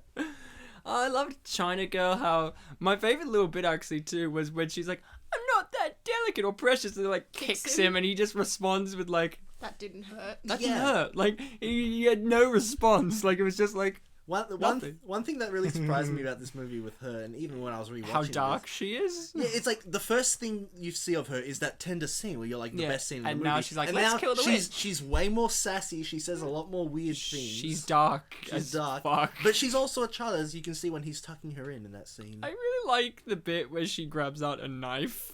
Yeah, the little carving knife. And I really thought, why would you throw that away? So she can't breathe, because at the end she walks through, like, was it the poppy field? And if you breathe it in, you go to sleep eternally or whatever. Like the monkeys. She walks through that fine, so she doesn't breathe, she doesn't bleed. I imagine she doesn't even need to eat. Does she have China lungs and China stomach and China all that kind of stuff? Like, how does a China girl work? It would be great if someone picked this random episode without knowing what the movie was, went to the spot where she appeared and we were talking about China Girl. How does Olaf work from Frozen? Well, they do raise that question. He in melts when he Frozen. goes to heat. Yeah, so you would assume that if you broke her But they into a explain his billion origin pieces- story. They explain how he came to be. This is just... But this why- is the world that you're Why in. could where... we not apply that to China Girl? You don't necessarily need a scene with a person. Like, Oz is a weird and wonderful place. It could just be. Yeah, but it's like, you know, like Oz is similar to like Wonderland, where it's like these creatures exist in this universe. I mean, it was a whole town of them. They have a whole society. While in like Frozen, she just creates them to defend herself, basically. Jesus, eyes look like Majora's Mask. I thought these eyes thing were going to be awesome when they were revealed, and then I was wrong. Yeah, they're just creepy looking fuckers. I was really worried when I was watching this during the black and white sequence in particular that, oh, Ryan, maybe we've chosen the wrong one for the show. Maybe this movie is too good to talk about. You know, sometimes I worry about that. But then once we got into... Make that an image. Once we got into not Wonderland. Oz. I thought... We followed Oz to Oz. We went into Oz. I said to myself, no, Ryan, you were right to choose this. Because, like, the quality, unfortunately, I understand why it isn't as popular. The CG, for me, is just too artificial. This movie has great moments. This movie does have many moments. Like, it doesn't have my favourite one yet, but yeah. What is it? It's in the scene where Mila Kunis is turning into the Wicked Witch. I thought it was gonna be Zach Braff mooing. His attack plan is to you go that way, I go this way. You make a noise and distract her. You make an animal noise. Yeah, you make an animal noise, and his animal noise is a cow, and she sees a monkey standing on the thing going moo, and she goes, what is that about? And walks over there. Instead of the scene of Franco stealing the wand, I'd rather have the perspective shot of her going to investigate whatever is happening with that cow monkey. Because if that's a more interesting story than him stealing the wand, I don't care at this point. It's like about in Metal the Gear wand. Solid. What was that noise? And then James Franco runs in a box over towards it and grabs it. And then he gets a codec call. I did like the line from Finley where they're like, "Ew, whoa, is this part of the plan?" He's like, "I don't know, I sneezed away the plan." Later on, when James Franco ditches him and Nook to go to the gold to get the gold, and they mentioned like, "What is the plan?" I was hoping there'd be a callback to this. No, you're wrong. I was wrong, yeah, and I'm sad. So I like Nook as a character too. Like his whole story, his whole arcing story is all he wants to do is blow a fanfare, and nobody would let him until they started making out at the end, and that was and kind of great. And that starting part of the movie, he had he said it twice, like, "I'm gonna blow a fanfare." Yeah, and no one would let him. Yeah, I kind of wish he still said that later on. He's like, I think he was just like, no, I think by that point they've worn him down, so he doesn't even. He's like, I know I don't have time to say that I'm gonna do it. I'd better just do it, right? And they're like, shut up. I like how sassy he is, but then once people out-sass him, he gives up. You know what I mean? Like, he at the door is like smacking Bruce Campbell. Moo. And this is when Jules just goes, meow. meow, and just like joins in, and then Bartek, you can be whatever animal you want, penguin, I guess. Sorry, I just saw James Franco make a face going, oh god, it's a hand. Yeah, Franco makes amazing faces, which makes me really want to know what his sex face looks like. Because his face is so peculiar, because I think Franco's got a leading man look about him, but he's also got a homeless man. That's true. You want to know why we know that he's a wizard? Do tell. Well, look, James Franco, he played a character in the Spider-Man films called Harry Osborn. Yep. And now... Hobgoblin, yeah. You're a wizard, Harry. In the land of Oz. Oh. Jeez. Bartek, you made a reference there. God, I swore we would never talk about Percy Jackson, the lightning thief, in this show, damn it! No! I like how when people say, when he says, oh, this is in Kansas, she goes, what is Kansas? Not where is Kansas? Like, you know what I mean? Like, these are the things that kind of... Oh, she's the witch of the South, sorry. Sorry, everyone. Sorry. So who's the witch of the North? Oh, she's South. Yeah. Okay. South by Southwest, yeah. Okay, well, North doesn't have penguins, so polar bear. So, yeah. Where's the witch of the North in these movies? She's in the North. You phone us. Here's the number. 1-800 where's witch? And you answer. And we'll answer. And we're like, where's the witch of the North? And you tell us, you might get a chocolate bar. We'll probably get a lot of prank calls. Like, she's in my anus. She's in your ass. Yeah. Sorry, I mooed. I've often apologized for that in my life. You know, before we started this podcast, Bartek was half an hour late. And 25 minutes. Okay. Half an hour late. Bartek was half an hour late. And I said to Jules, Bartek's running late. I'm sorry for the moo. And, you know, once you say I'm sorry for the moo, people just accept your apology. Like, I could have just said, like, I could set this house on fire and leave Jules and Bartek in here locked inside, and I'll just knock on the window, go, I'm sorry for the moo, and they'll just be like, okay, he's... All okay. good, buddy. All good. And they just burn. Mila Kunis' outfit in this particular scene is confusing, because it's like, are you Little Red Riding Hood? She looks like... Oh, I still wanted to wear my pirate jacket, but go to the ball. She messed up her white mage costume. I really hate her hair in this scene. Like, I thought, like, what were they thinking with Mila Kunis' hair in this scene? She looks like a 12-year-old boy with more at the back. You know what she looked like? She looked like she was a little 5-year-old in her parents' bathroom going, I want Audrey Hepburn's hair, and just chopped it super bad. Yeah, what is with the fringe? I don't know. So wait, did he actually give her the music box, or did she just take the music box? Some places that I read online were like, oh, she was the woman in Kansas that he gave the box to. Yeah, he did. But I'm like, I didn't get that from the movie. She's that woman at the start, like his magic act partner, right? Mm. But, like, where did she get it? Because this is obviously a lie. We never saw this happen. Or did he do it? Like, I don't think he did. It's obviously manipulation, but maybe she saw that she had the music box and made her own, or, like, stole hers, because we never see... Or magic. That's what I said, made her own, like magic. Yeah. You know? So, like, you know... She's not a craftsman. She's a witch. She makes it with magic. Yeah, I thought that was... The audience could have got that, Bartek. Jeez! She's a woman. She has breasts. She doesn't have penis. Could you imagine when they were filming that you know, the footage that they're using for the mirror ball? They're just like, okay, Franco, smile for daddy, and he's just like, because all he's doing is smiling. Like, what are they talking about? You know what I mean? Like, when you see footage like that in movies and you can't hear what they're saying, what do you think the actors are saying to each other? Like, she's just like this, yeah, I can't believe they gave me the role of Glinda. And then Franco's like, I know, right? I auditioned for that role. They gave me the wizard? Like... When I was an extra on some things, we just had to mime. So sometimes I would just say song lyrics or Dr. Evil monologues. I think my favourite part's coming up. Well, when she turns into the witch? No, it's one of these shots where she's like... crying and her tears give her scars? She's in agony and then like two James Franco laughing. yeah. I think that's when. Yeah, I think it's now. Is it? Yeah. I think it's in this sequence. Because I've always wanted James Franco to laugh next to me, but I wanted two of him. Yeah, with high opacity. I do like the idea that her own tears scar her, hence she doesn't feel things. Yeah, that went over But, my head, but it guys, makes sense. Tears are partly water. Yeah, I know, right? So that's why it burns her. Yeah.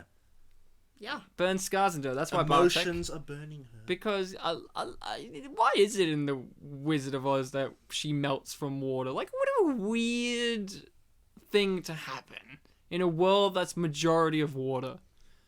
Okay, here's something. Maybe she's ice cream. Do you think the soldiers are in on this? Well, you know what I mean? Like, at this point, the whole realm of Oz believes that Glinda's the evil witch, right? Except for Glinda's castle people, right? The Munchkins and all that. So the soldiers are just following orders to exterminate the evil witch, right? Which But then there comes a point where they're told to massacre women and children and villagers, and they all cheer. Like, Mila Kunis is standing there as a green witch, and she's like, "Give them no mercy!" And they're all cheering. So, are they evil, or are they just stupid? Maybe they're medieval. Thanks, Bartek. Maybe they just don't want to get killed, so they're like, Yeah, but they could just kill them. I like at the end where the people of Oz are like, "We know you're the one who did it!" And they're like trying to pitchfork her ass. But nothing happens. So Franco is Francoing it up.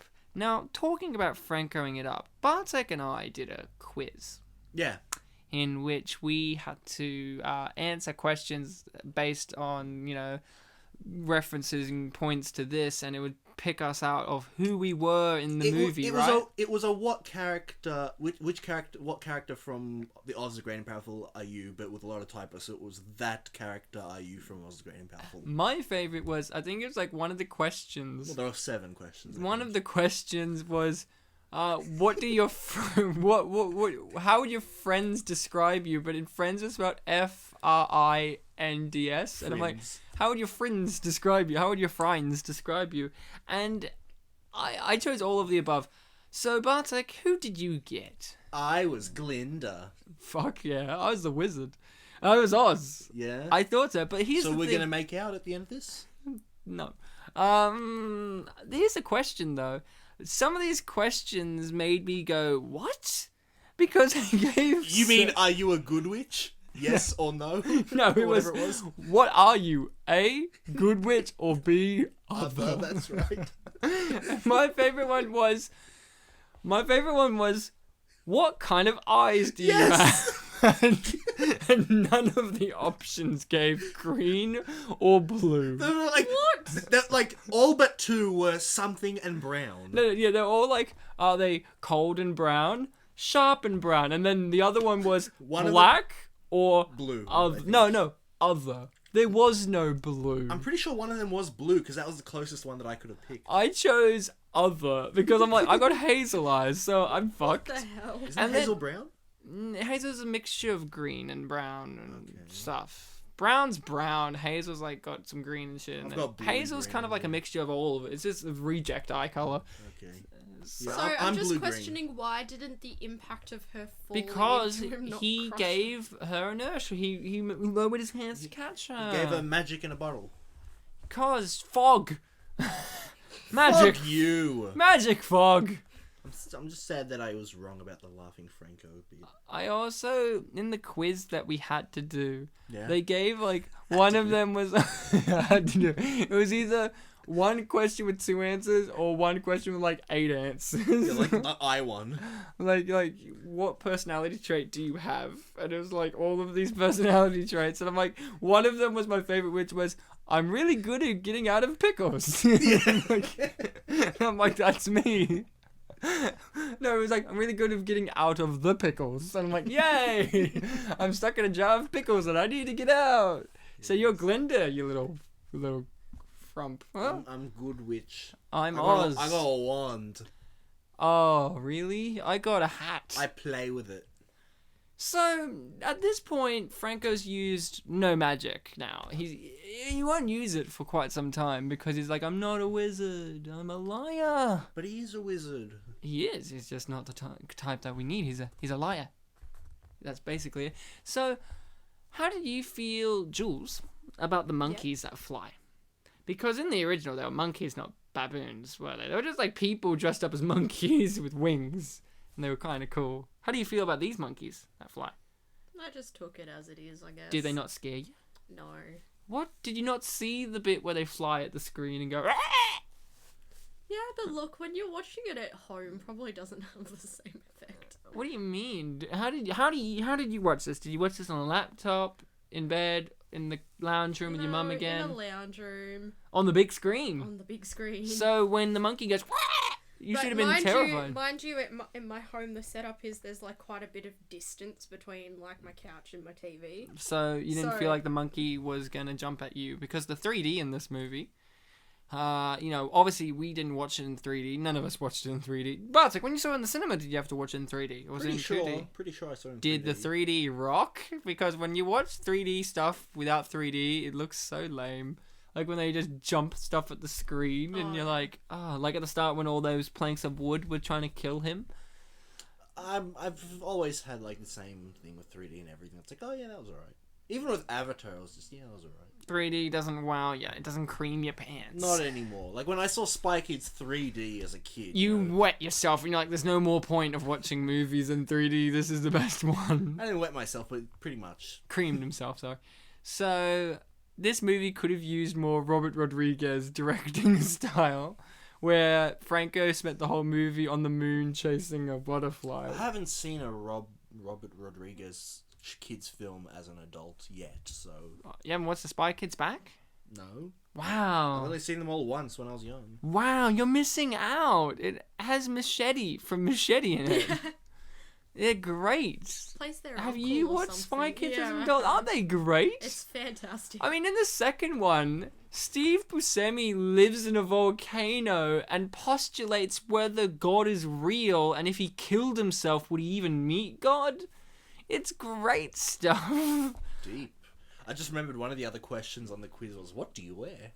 Oh yeah, what do you wear? And I wrote like a suit would be the most appropriate because I usually dress up more. And like one of them was like light white clothes or like... I think I picked that.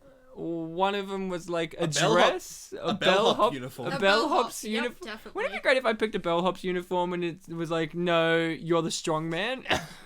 Beginning of the movie. As if he'd be an answer. Did you read the quiz? Anything could have been an answer. When I went to the quiz, one of the things that popped up was like someone on Facebook wrote like, I got China Girl, yippee! And I'm like, good for you.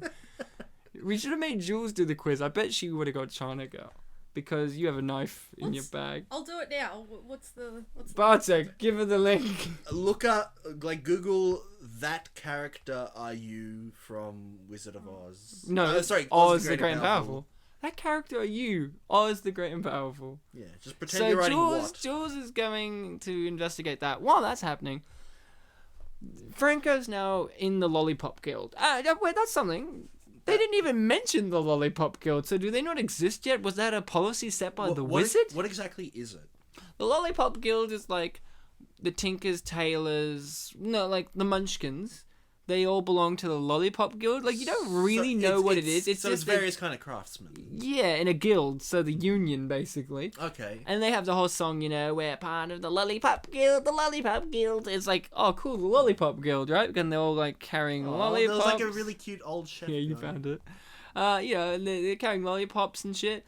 Do you think the wizard, when he becomes the leader after this movie, because, this is 1905, Yes. right? And the original movie was, 1939, I want to say? And it's, like, set When it was made? When it's made, I think. So let's just say it is set when it's made. I feel like it isn't. But, like, I feel like... And the wizard's an old man by this point. Like, when she meets the wizard, he's an old man. And this is young. So what, like... freaking nearly like 30 years At the start of this movie, when the girl is telling him that, oh, I'm gonna get married to this guy, I read like in the trivia that like, oh, those are Dorothy's parents. Or Yeah, something. that's a cool thing. I read that too in the trivia. It said that, you know, it's kind of great. So this movie. So they waited a long time to get. You know, Yeah, did she do the quiz? She got what I got. You got Oz. What? Why Oz? What did you say? Did you answer that you could get out of the pickles? I think this is the sequence. But go on. Where she turns her. Any questions we didn't bring up that we should have talked about? Not really. They're all quite Weird. Do you think she'll be his queen? Well, of course she'll be. So well, they'll be your queens. I like how, for this reasoning alone, I think the reason they put Mila Kunis in this outfit, and I think it's a fair reason, is so when she strips off her outfit to become the witch, we can just get some bust action. I really do think that's the reasoning, because watch this sequence, that's all I thought. I was just like, this outfit and her whole entire look in this scene is kind of weird, and I knew that she was going to transform into the Wicked Witch, so I thought she would have been wearing clothes that were kind of similar to the Wicked Witch, but she isn't. But then she, like, strips off this fucking dress and has, like, a corset thing going on. And I'm like, okay. It's kind of like, you know, Frozen, Let It Go, except... But look, they're stealing something from Snow White now. Excuse me, they're stealing it from Adam and Eve? Yeah, and that stole it from my mum and dad because they're eating apples. I've not had a Granny Smith in ages. So... she eats this apple and she's like, oh, hair blowing in the wind now. I don't know why. This is definitely with laughing Francos. I love how you pinned it down, laughing. So wait, does Mila Kunis have a Horcrux? Because they all have Horcruxes, right? Like the wand is Glinda's, and then it's all things necklace with jewels on them. The necklace is hers. What's Mila Kunis's? Because she just has magic. She doesn't use a wand. We know she's allergic to water. Doesn't she have like a ring or something? Yeah, but we don't know if that's her power source. Yes, okay, rip that necklace off. See, no, this is it. See, now they're like, yeah, this is why we put her in this outfit, so you can see breasts. Boobies. I feel like that's legitimately the only reason. Ryan, I think it's her ring on her left hand. Yeah, I guess. Oh, yeah, I think so. Did the Wicked Witch have a ring? I want to know. Damn.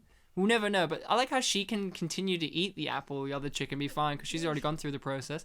But why did she turn green? Oh, here it is.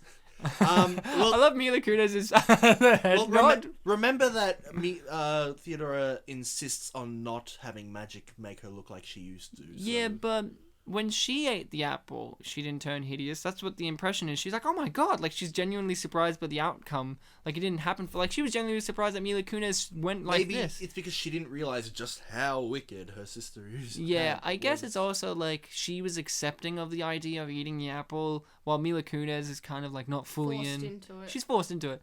I love at the end, Mila Kunis is told by Franco, I know that it wasn't your fault, blah, blah, blah. When you turn good, you can return. And she's like, never! And it's so funny because she never does, because she gets killed by a little girl before that happens. Very true, actually. Isn't that a tragedy in itself?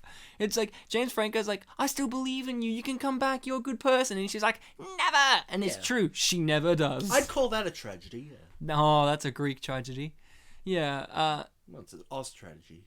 I don't know where Oz is. Maybe it is Greek. I don't know. Kind of looks like the Disney castle a bit. You don't say.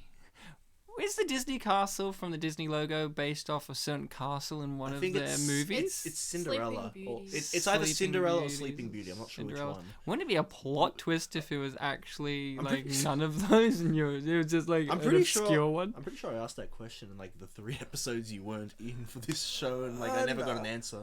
I'll give you the answer. It's from Fox and the Hound. Wouldn't that be a plot twist? It's from Wild Hogs. It's the Hogwarts castle. My favorite farmer is the Asian guy with the giant mustache who's standing there with a little bristle thing. Don't call him Chinaman. Oh, wouldn't that be a plot twist if he was her dad? The China guy's dad. He's from Oh, China. He's boy. from Chinatown. He's the only non-China resident. Yeah, you know what? I didn't realize that Chinatown existed until they were at the crossroads where she's like, "Let me come with you," and there was a sign saying Chinatown. I'm like, oh, I get it. Because at first, see, I was very slow on this movie, Jules. I was watching it and I'm looking at the sign going, Chinatown? What is it? What, is there like fast food in this place? Like, where's the Chinese restaurants? And I just realized she's the girl made out of China. I was like, oh, what did I write? I wrote Teacup Girl. That's what I wrote because she was in a teacup house. I know, I wrote, yeah, Teapot Girl because she was in a teapot house. And then my girlfriend's like, clearly, Ryan, she's a porcelain girl. I'm like, oh, obviously. And then they're like, China Girl. She doesn't even have a name. Do you find that weird? Like, Finley has a name. He's not just called Flying Monkey. Well, maybe she forgot her name because her parents are dead. Were her parents called China Man and China Woman? Like, I don't know. China Man number 1, China Man girl number 2, lady 2. You know, because I assume there are many Chinamen and China women. So all these munchkins... I do hear that China has a really large population. Yeah, I bet they do. Yeah, are all these actors, are they all dwarf actors or are some of them children as well? Because I swore there was one that looked like a child. I reckon they're all dwarf actors. I'm very proud because, you know, since Lord of the Rings, dwarf actors aren't needed now because of CGI and like camera trickery. Game of Thrones. No, that's where it comes elsewhere. But you know why? Game of Thrones is a TV show. Could you think of all the money that we've blown on having a normal-sized actor to do all those effects? Think about it. Peter Dinklage is like the only dwarf actor that anyone cares about. That's true. Other than... What was that? Vern Troyer. Vern Troyer. What's he been in lately? Mini-Me?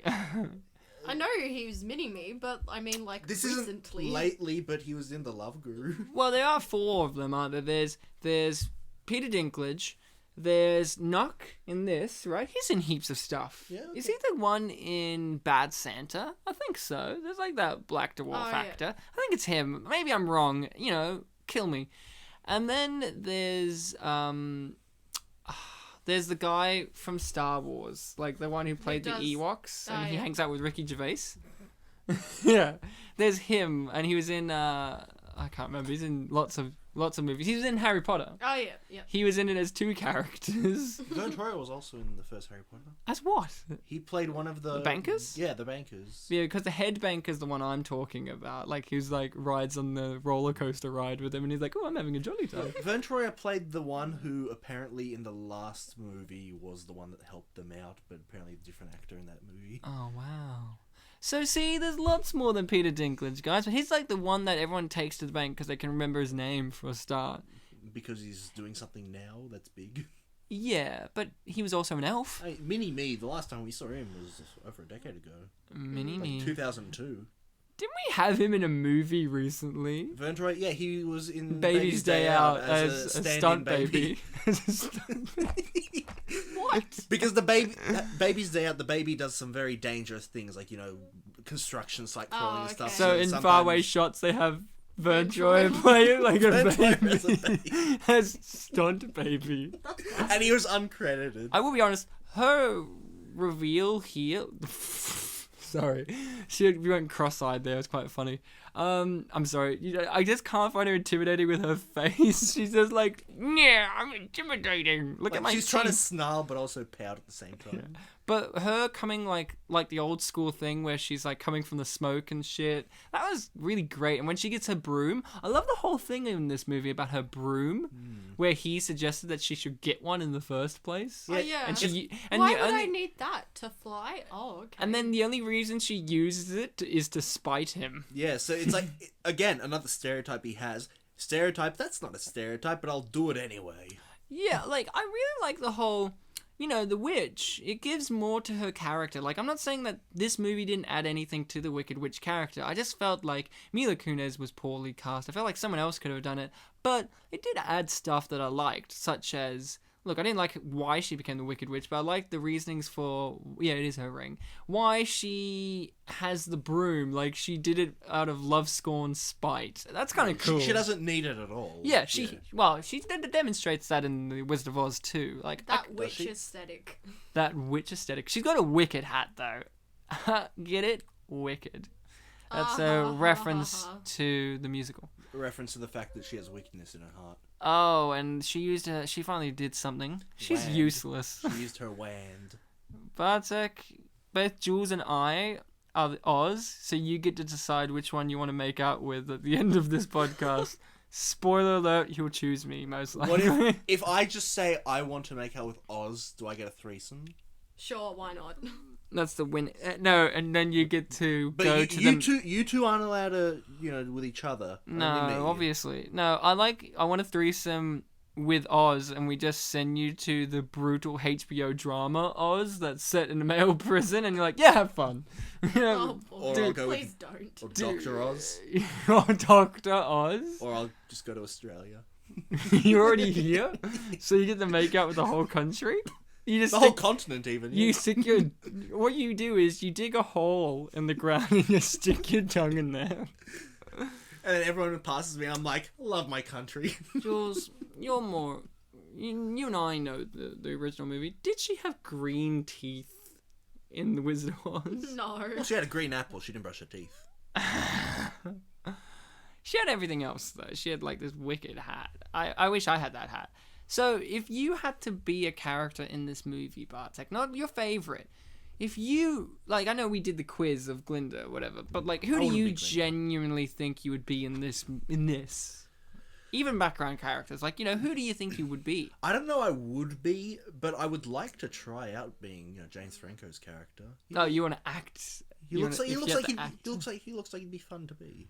I actually do know that I would probably be Oz in this situation. You would, yeah, you would. I'm like, I was playing it going, I wonder if I get anyone else other than the wizard. What about you, Jules? Who would you be? Would you be one of the witches? Would you be a munchkin? No, I'd be the Witch of the North. I knew it, and she's the no polar longer. bear. And she's. So hold on, let's put Oz aside. Let's say this is before Oz came to Oz. Oz. Who would we be? Well, I would obviously be the. You gonna be Nook? It's kind of hard not to say no, isn't it? Because you're so tall. Because I'm sassy and black. Other than Nook, I would probably be Bruce Campbell as door guard. But it's like, I think you would honestly be Finley. I was You're the thinking Finley of this show. When I started this, I said, Bartek, I'm going to make a podcast. And Bartek said, Ryan, I'll join you. I'll be your life partner on this. And we can only finish the podcast when I die. Did I say that? Or when you die. Yeah. That's And then I beautiful. handed you a suitcase full of microphones and headphones. And you just made your wings like flap extra hard. And I ate a banana. And But you don't say, not in but front don't of me say, though. Don't say that I did though, because that's a vicious stereotype. And Jules, I think you would have been in this. I already said China Girl earlier, I but was gonna say Gunslinger Girl. you're gonna be guns. No, No, but we're she's talking not about in Oz, Oz. though. Oh, Come in on, Oz. pick it up, Jules. In Oz, you're gonna be the head tinker, the black one, with the obviously fake beard. You get a present at the end. Does that make me Tinkerbell, kind of? You could be Tinker, Tinkerman. Tinker Man. You, I bet China people go tink tink if you tap them. again, we already talked about the sex issue, Bartek. We don't need to talk about it anymore. Sex believe issue or they go, race issue? Oh, you broke my leg. Oh my god. Wait, here's something. Wouldn't it be great? Okay, I honestly thought this. I thought he was going to go back to the village and grant her wish by gluing her parents back together. Because why wouldn't he be able to? Why Like, wouldn't how he much be breakage- able to, mold some clay? Have and they make been a new ground down to dust? Yeah, like how Because much? remember in the scene where he glued her back together, she was surrounded by like white dust. Yeah, so how much breakage does that? I like how she stops him just so she can pat her pillow. It's just like, no, bring forth. And like, how much breakage does how much do you have to be broken to be dead? Basically, as a China Until person. you can't be glued back together. Humpty Dumpty situation, huh? Oh, what if it's a case of like, I don't know how the anatomy works, but I assume that something has to be there in order for you to speak. Maybe it's simply a case of they're not dead, they just can't speak. Yeah, but they can't move their And- bits either. Yeah, and they can't tell you that, they're alive if only you would have What glued if it so- was like a puzzle that every Oh my broken God. piece had to actually... Fit Fit. for you to. But yet again, she had like little bits missing out of her legs that she could still walk. I assume maybe like the mouth. As long as you have a mouth, you might be able to speak. So, Or eyes.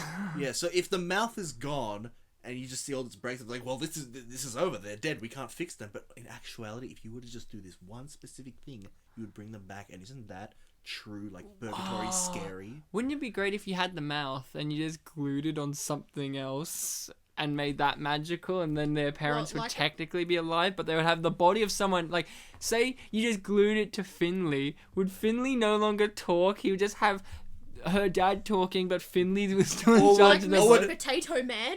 Yeah, like Mr. Potato Man when he goes on like a falafel bread and he controls the bread. Or maybe if you put on like one of Finley's feathers, and that feather would be her new China dad.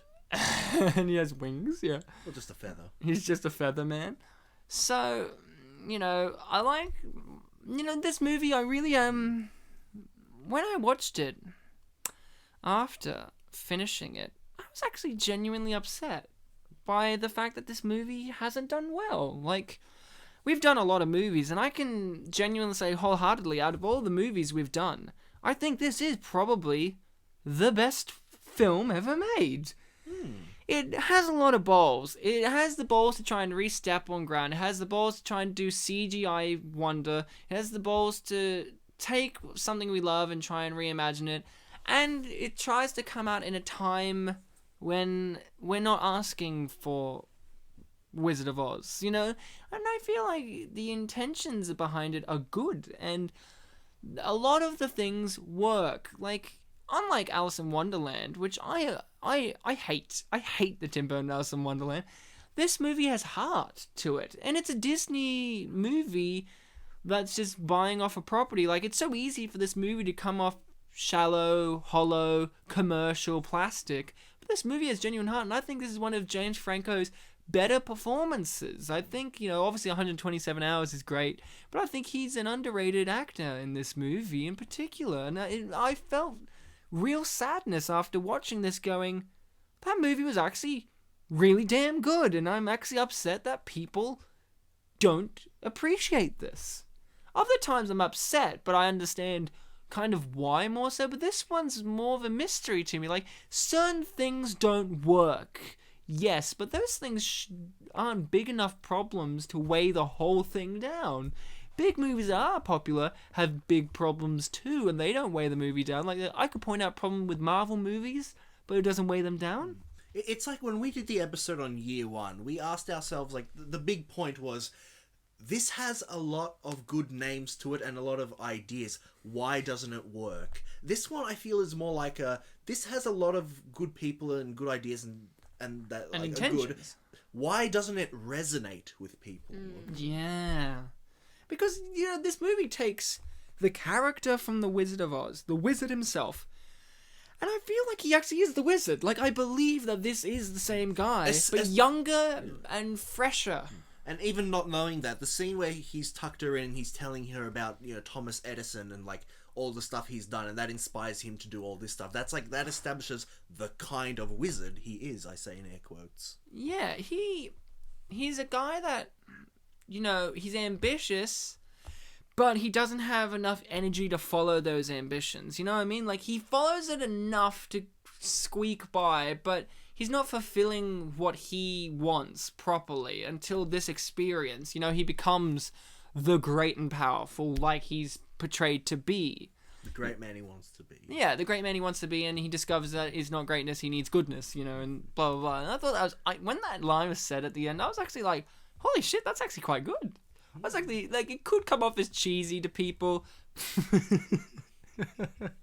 Sorry, James Franco is just slowly smirking as a monkey is pulling levers. I find that great. But, like, I feel like this movie, it is a real life tragedy, because for me, I see a really fun, energetic, brightly coloured, wonderful little film that dares to take risks. Like, it actually has death in it. People die. Like, we didn't see her parents die, but we know we have the weight of that, and it's a family movie. Like, I just think that people need to rewatch this. Again, you did say it has balls. It has balls. For witches, it has balls. Frank. Thank God they're not made out of China. Oh God! At least we can glue them back together. And stuff. Oh my God! So every time Franco smiles, it makes me laugh because I know he's genuinely happy. He's like one of those guys that he's happy. I'm happy. I cannot wait for the masterpiece or the Disaster Artist movie. Yeah, I can't, like, he just seems so genuinely wrapped by everything. Like James Franco, he's one of those actors that, even though he does bad movies, like, I'm not a fan of his comedy movies as much. Like, Pineapple Express, I give a pass to, but even that, like, I'm not a big fan of that stuff. He's one of those actors that annoys me because he has so much great talent within him. Like, he's an artist. My friend who, my feels to this movie, he hated Pineapple Express. Oh, wow. Yeah. James Franco, for me, is one of those actors, like, 127 Hours demonstrates that. He's a great actor, but, like, films like Spider-Man, he's got real weight to him, and he just kind of pisses it away with things like The Interview and Pineapple Express. Like, I guess he's having... The end of the world. Yeah, this is the end. He's having fun. I love This Is the End. Yeah. He's having fun, and I think that's okay. Like, he's not... I feel like he's not in it for the artistic merit. He's doing his art stuff like that. He's like Shia LaBeouf, but with less charm. Yeah. Like, he does all of these weird art projects. That's what he's passionate about. I feel like acting's just a thing that happens for him. Like, he goes, oh, I'm an artist, and I happen to be an actor too. Yeah, I didn't, like, the first thing I ever saw him in was Spider-Man, and, he was just an actor playing a character there, and I'm like, oh, okay, this guy's name is James Franco, he's another actor, cool. And then I hear all this stuff about what he does on the side, it's like, wow, this guy is pretty... Like, he writes books. Pretty like, crazy. Horror... Not crazy in a bad way, but, like, crazy in an interesting way. Cool, crazy way. Yeah. Would you... If you were here right now with James Franco... In the audience or next to Like, him? he was sitting right here. Oh, right. What would be the one thing you'd want to know? Because he's one of those guys that I feel like if you said to him, Franco, what's the meaning of life? He would have an answer. Yeah, he would. Unlike me, I don't know. What would you ask him? I don't have any deep questions, but I think I'd be interested to know what's something that you're really proud of? Yeah, what's a piece of work you're really proud of? And that's when he turns to you and says, did you not see Spider-Man 3? There's a bit in that where I eat a slice of cake and smile, and then the truck goes past and I'm gone. I like Spider-Man 3, so that's alright. I like all of them. What would you ask him, Jules? What would be the Franco question? Q&A with Franco. You don't have to relate it to the whole have sex thing again. But you can. Would you paint Seth Rogen while we're having sex? Would you paint me having sex with Seth Rogen? No, let's actually listen to her answer. If you could have Emma Watson steal one thing from you, what would it be? Oh, that's a good question. And he would just say, my innocence. Which he doesn't have. So here's Bruce Campbell in one scene, and they have him in the opening credits for this, but he is great. Look at him. He's just such a Muppet. He looks like human Muppet. Oh yeah, he looks like one of the critics. Statler, Yeah. Waldorf, whatever they're called. I love them. They're my favorite Muppets. Could you guess? And like he's the other critic, like Nuck. He's just like they just banter and bicker with each other. They should be the new Siskel and Ebert. Don't get me started on Siskel and Ebert again. So I think Ebert gave this a fairly good rating. Maybe. I think sometimes he does the right thing. Sometimes he's not a cunt. Oz the Great and Powerful is a really good movie. So, I would ask Franco, it's so hard, but I'd ask him, would you ever play the wizard again? Because, with some people, they can have a movie like this where it doesn't go well, but they'll have another shot at it and they'll bring certain actors back for certain roles. Like, even if that movie didn't do well, they'll be like, you were good still. You can still be in it. Like, I imagine, how they make those Spider-Man movies since Sam Raimi's one and they never have J. Jonah Jameson because J.K. Simmons did it so well that they can't be bothered to find anyone else to do it. And now he's Commissioner Gordon. It feels like that. Like, if, he feels like, I feel like, who could you get to play the wizard other than James Franco? If they ever had another shot at this, who would they get? Baby Franco. Yeah, Dave Franco. Tommy Wiseau. I was thinking the only other person I can see doing this is Sam Rockwell. How about Marky Mark and the Funky Bunch? Marky Mark and the entire Funky Bunch is the wizard, huh? They're standing on each other. No, that would be the Lollipop Guild. And he's like, oh, geez, I'm the Lollipop Guild. Wow. But and so Owen Wilson. And Owen Wilson's the wizard. I would watch the shit out of Owen Wilson. All of the stuff we just said. Could you imagine Ben Stiller as Dorothy? Oh boy. And Owen Wilson as Owen Wilson would be the Scarecrow. Ben Stiller would be the Tin Man. And, who's another one a part of that stable? Cowardly Lion? Who would be the Cowardly Lion? Like, you know how Ben Stiller has Vince Vaughn? Will Ferrell. Will Ferrell. Would be the Cowardly Yes! Lion. And you would have... Vince Vaughn can be the dog. No, Vince Vaughn can go to hell. No. No. Vince... my favourite character. Jerry Stiller can be the wizard. I would watch... Pay no attention! I would watch that. And it'd be like this. Beware! Beware! Serenity! Whoops! Beware! Oh my god, we've cast that movie. The Ben Stiller version of The Wizard of Oz.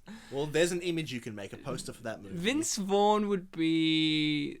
He would be like the Wicked Witch, basically. I can't think... Like, no, in those movies, they would have him as the Wicked Witch. They would be like, hey, Vince, could you be the Wicked Witch? And he'd be like, rah!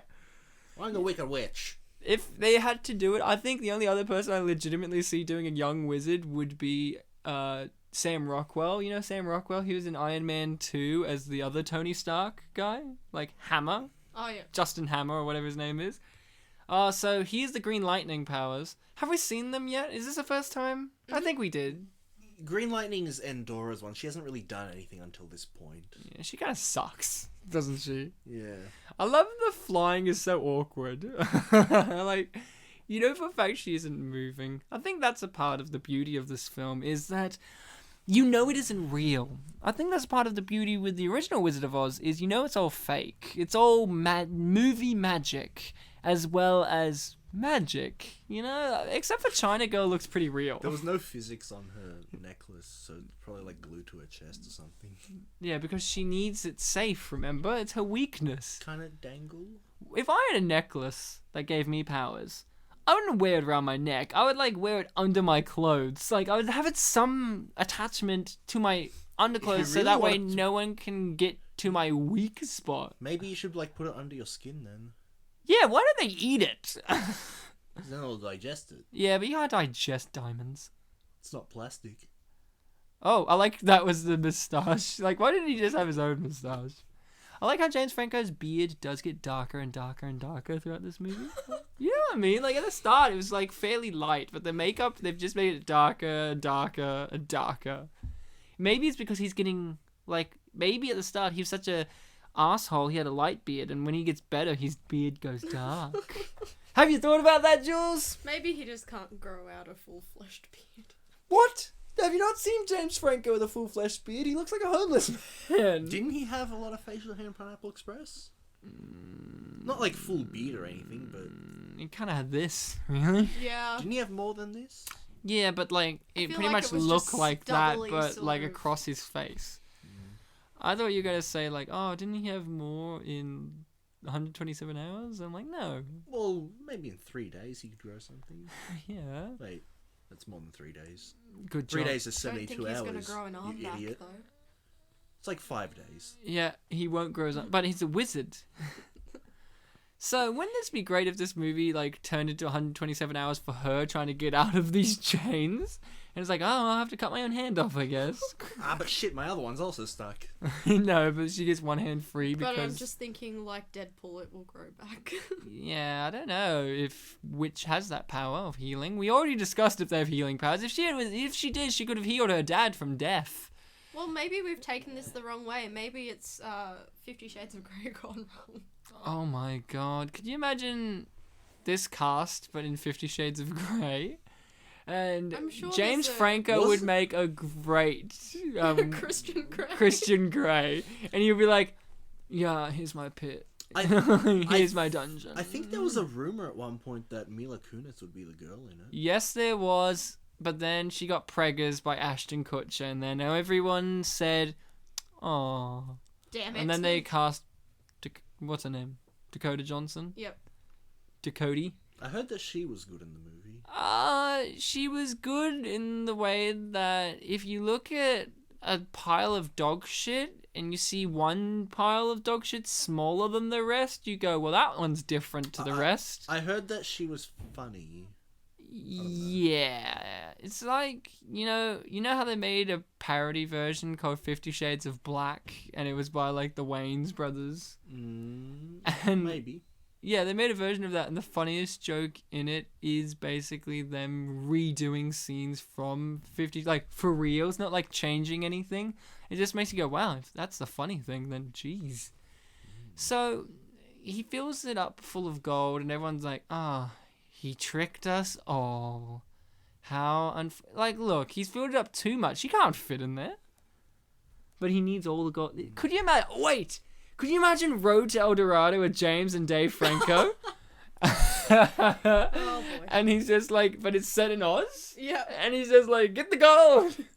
And Mila Kunis is their friend, the Aztec girl. I would watch the fuck out of the live action portrayal. No, if you had to do that, you just need Kenneth Branagh and Kevin Kline to come back as their characters for live action. So Bartek, you're watching this in 2013. I did watch it. Yeah, no, we're role playing now. You're watching this in 2013. Mm-hmm. Your beard is slightly less thick than what it is now. Yeah, sure. You have younger features. You're wide-eyed. I'm only aware of you. I'm not friends with you. He's not aware of me as fully yet, but he admires me from afar, thinking, what a legend. Maybe one day I can be as good as him, and he's slowly getting there over the years. And I'm better already. He's nearly there. I'm better than Ryan. And he's not there yet. Even though Ryan's infallible, but I have human weakness. And so it you're makes me sitting better. there watching Oz, the Great and Powerful, with 3 of your friends. Right? 3? There's 4 of you all up? Yes. And you walk out and you're like, that was okay. Did you think to yourself, I'm going to sit here and watch it 2 more times in the future? Did you think that you would ever revisit this? I was a never say never kind of person, so So you like Justin Bieber? No, but I wasn't like opposed to seeing it again maybe one day in the future, but I didn't know that I would be talking about it in depth in a fashion like this. Why? Because I just don't know, but I didn't really have any friends at the time who were apart from Reese, I guess, that were that much into movies, but even Didn't you used to have a podcast show back in the day in which you talked about movies? A year before that, yeah. So you knew that you could have this relationship with movies. Yeah, but you've listened to it, it's not that deep. Deep. It was literally me just talking every week, like what I saw that Friday or whatever. Well, this like, Friday... Hey, I watched Thelma and Louise because I saw it on a DVD, so why not? This Friday, I did not see Oz the Great and Powerful. I watched it on a Saturday, so that's a fun Although, fact. you know what? When I was reading the trivia for this movie, one of them was like, Blake Lively auditioned for the role of Theodora or something, but she didn't do it because she had to be in the movie Savages, and I talked about Savages on the show because I hated that movie. Really? I hated that movie a lot. I liked it. It had Benicio del Toro. He was insane. I hated that movie. So maybe one day, Jules, we'll have you on for the show to talk about Bartek's favourite movie, Savages. Funny enough, I actually didn't mind that film. I didn't mind it either. I know what Bartek's problem is. Is it because it was brutal? What's your problem? Tell us now, because, we've got 14 minutes of them going, you're alive?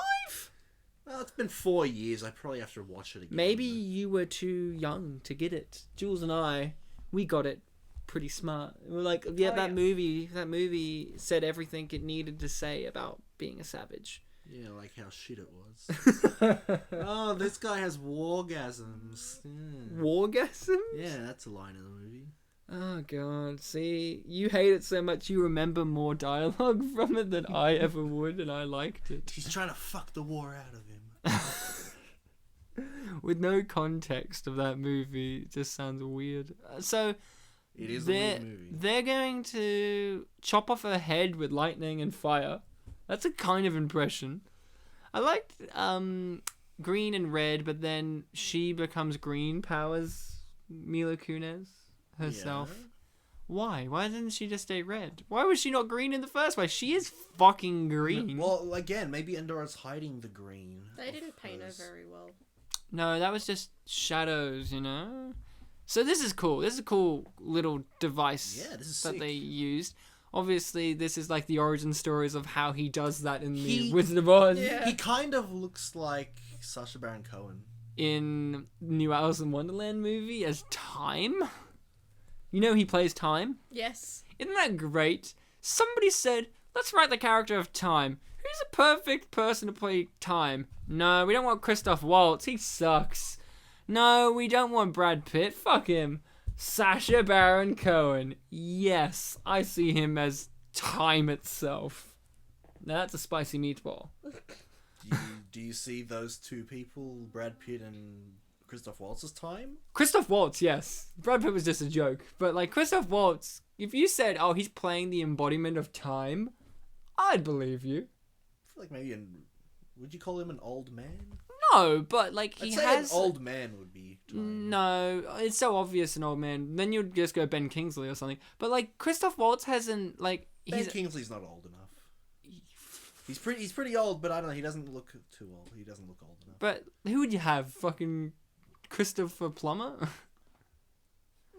Maybe. I don't know. Alan Rickman? Oh, too late. Time got him in the end. That too soon, Jules? If Time didn't get him... Yeah, too soon. Too soon? Oh, time will fade. If Time didn't get him, the grandpa from Willy Wonka and the Chocolate Factory could have been good. Oh, Christopher Lee? Yeah, he would be great as Time. No, Willy Wonka and the Chocolate Factory, Grandpa Joe. Oh, right. I thought Not Willy Wonka's father from the remake. Challenge. He would have been great though as Time, Christopher Lee, but he was already in it as the fucking Jabberwocky in the first one. Was he? Oh, Yes. okay. Fun fact: the Jabberwocky was going to appear in this movie, but then they realized that this is not Alice in Wonderland. But they thought, let's use enough elements. Where did James Franco get eyeliner from?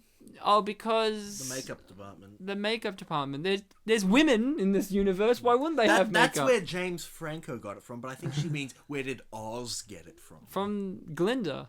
There you go.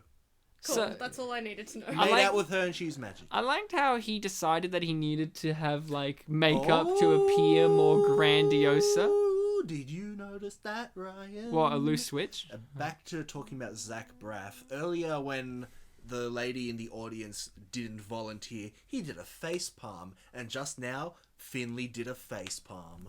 Oh, I get it. It's funny because it's what happened earlier, Jules. Because it's the same, actor. So, Jules, you hadn't seen this before. Well, no, you had already seen this before. Did you, when you first watched it, expected it to end like this with his face projected on a giant puff of smoke, shooting fireworks at Mila Kunis' face? No. Did you hope? Yep. Far out. What about you, Bartek? When this movie has a lot of twists and turns, did you feel twisted? Did you feel turned when you first watched it and when you rewatched it? Because it's been a while. You may have forgotten stuff. Oh, I felt like I was there. Oh. See that guy there? I felt like I was him. I personally like that they had enough effort to colour the fireworks. Like, you know what I mean? Like, not the actual, but like, they put like, oh, this is going to look like a pink firework and then shoot it up. And like, they put enough time and energy in for that. It's not boring all yellow or whatever. Yeah.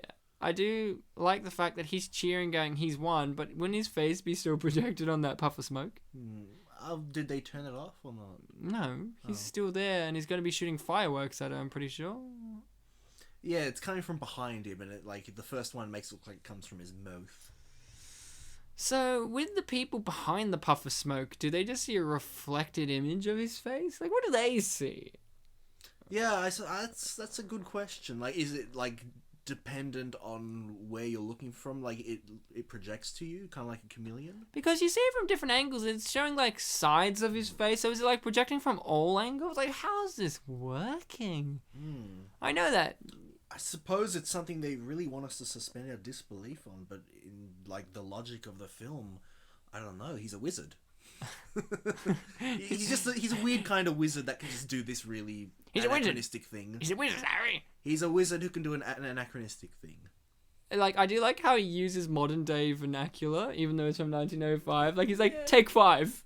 I'm like, what? I was waiting for him to say, chill out, dude. Zach Braff. Oh man. I was playing a video game that's set in a fantasy world, and one character is like, I plead the fifth. I'm like, oh, is America in this world or something? Yeah, I think so. Oh, there you go. So, sorry, Finley just did a front flip, and I don't know. It just made me laugh because I'm like, you have wings, you could fly. Oh, here's his call to her goodness. Find the goodness within you, and she's like, never. So see, he's Not projecting now. himself. He's projecting himself. He moves his head around. So I don't He know looks how. up at her, yeah. Never. You can't even see her. Wouldn't it be great if one of them hit her? That's what I've been thinking. That wouldn't even be James Franco. That would just be her being clumsy. Or someone really had a grudge against her, and they're like, Like, aimed it. wouldn't it be funny if those were real fireworks and it was all real, and just one person's like, I don't like Mila Kunis, and went, "Patooey!" So this is the scene in which I wrote dumbass quite a lot, because she has the drop on her. She's sitting in a throne in shadows, and she's letting her sister charge up her Emperor Palpatine powers. You remember way earlier, And then she fucking nails her. Go on. way earlier you were like, the witches, specifically Endora and Theodora, they're evil for the sake of being evil. That's like something we can accept because, we know fairy tales and stuff. Perhaps Glenda doesn't have that opinion.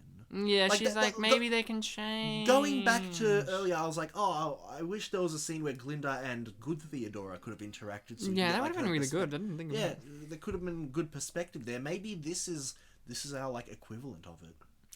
I love this fight because it's like, did you miss the Star Wars prequels fights? It also kind of reminds me of one of the fights in Goblet of Fire. I thought you were gonna say Deathly Hallows, like the end one where it's like Yeah. them jizzing their lightning at each other until one jizz lightning beats the other jizz lightning. Wasn't that exact thing in Goblet of Fire though? I can't remember Like, Goblet of Fire. Goblet of Fire has a lot of stuff going on. All of them do. The earlier ones don't have as much. Not as much, no, but those books were shorter, so. Deathly, yeah, I'm talking about the films, mate. Yeah, I know, but like based Deathly on the source material. Hallows, like that's the big end fight though, so that's why you remember it. I don't remember Goblet of Fire. Oh. Goblet of Fire has I've like s- all these challenges, right? Yeah, you I know, don't but remember. like at the end where Voldemort's Jules being is going, revived. oh, what? Oh, She was a slippery bitch. yeah, she was, wasn't she? So now she's just like, I'm Oh going. yeah, her necklace is gone. I She's didn't like, notice that. oh no, you hurt me, and now I'm going to Kill you. still have magic though. She Oh, doesn't. so I suppose it's when you destroy the jewel, not like You can kill them. They fall apart. That's what they say. So she falls apart into old age. So she's actually like a decrepit old hag, Okay. and using her magic. So maybe maybe this image that we see her, that's what the apple made her. Well, again, 'Cause she's using an enchantment spell or well, yeah, some and bullshit. like again, she said that she could use that on Theodora to make her look like she did before she ate the apple. So this is what she looks like without the apple. But she doesn't have magic because the monkeys capture her and fly her away. But she she would lost have her- magic because in The Wizard of Oz, she's flying her broom and cackling, and then she gets squashed by a house. Maybe she got her necklace back. Maybe the Witch of the North comes in The other polar bear. and comes in.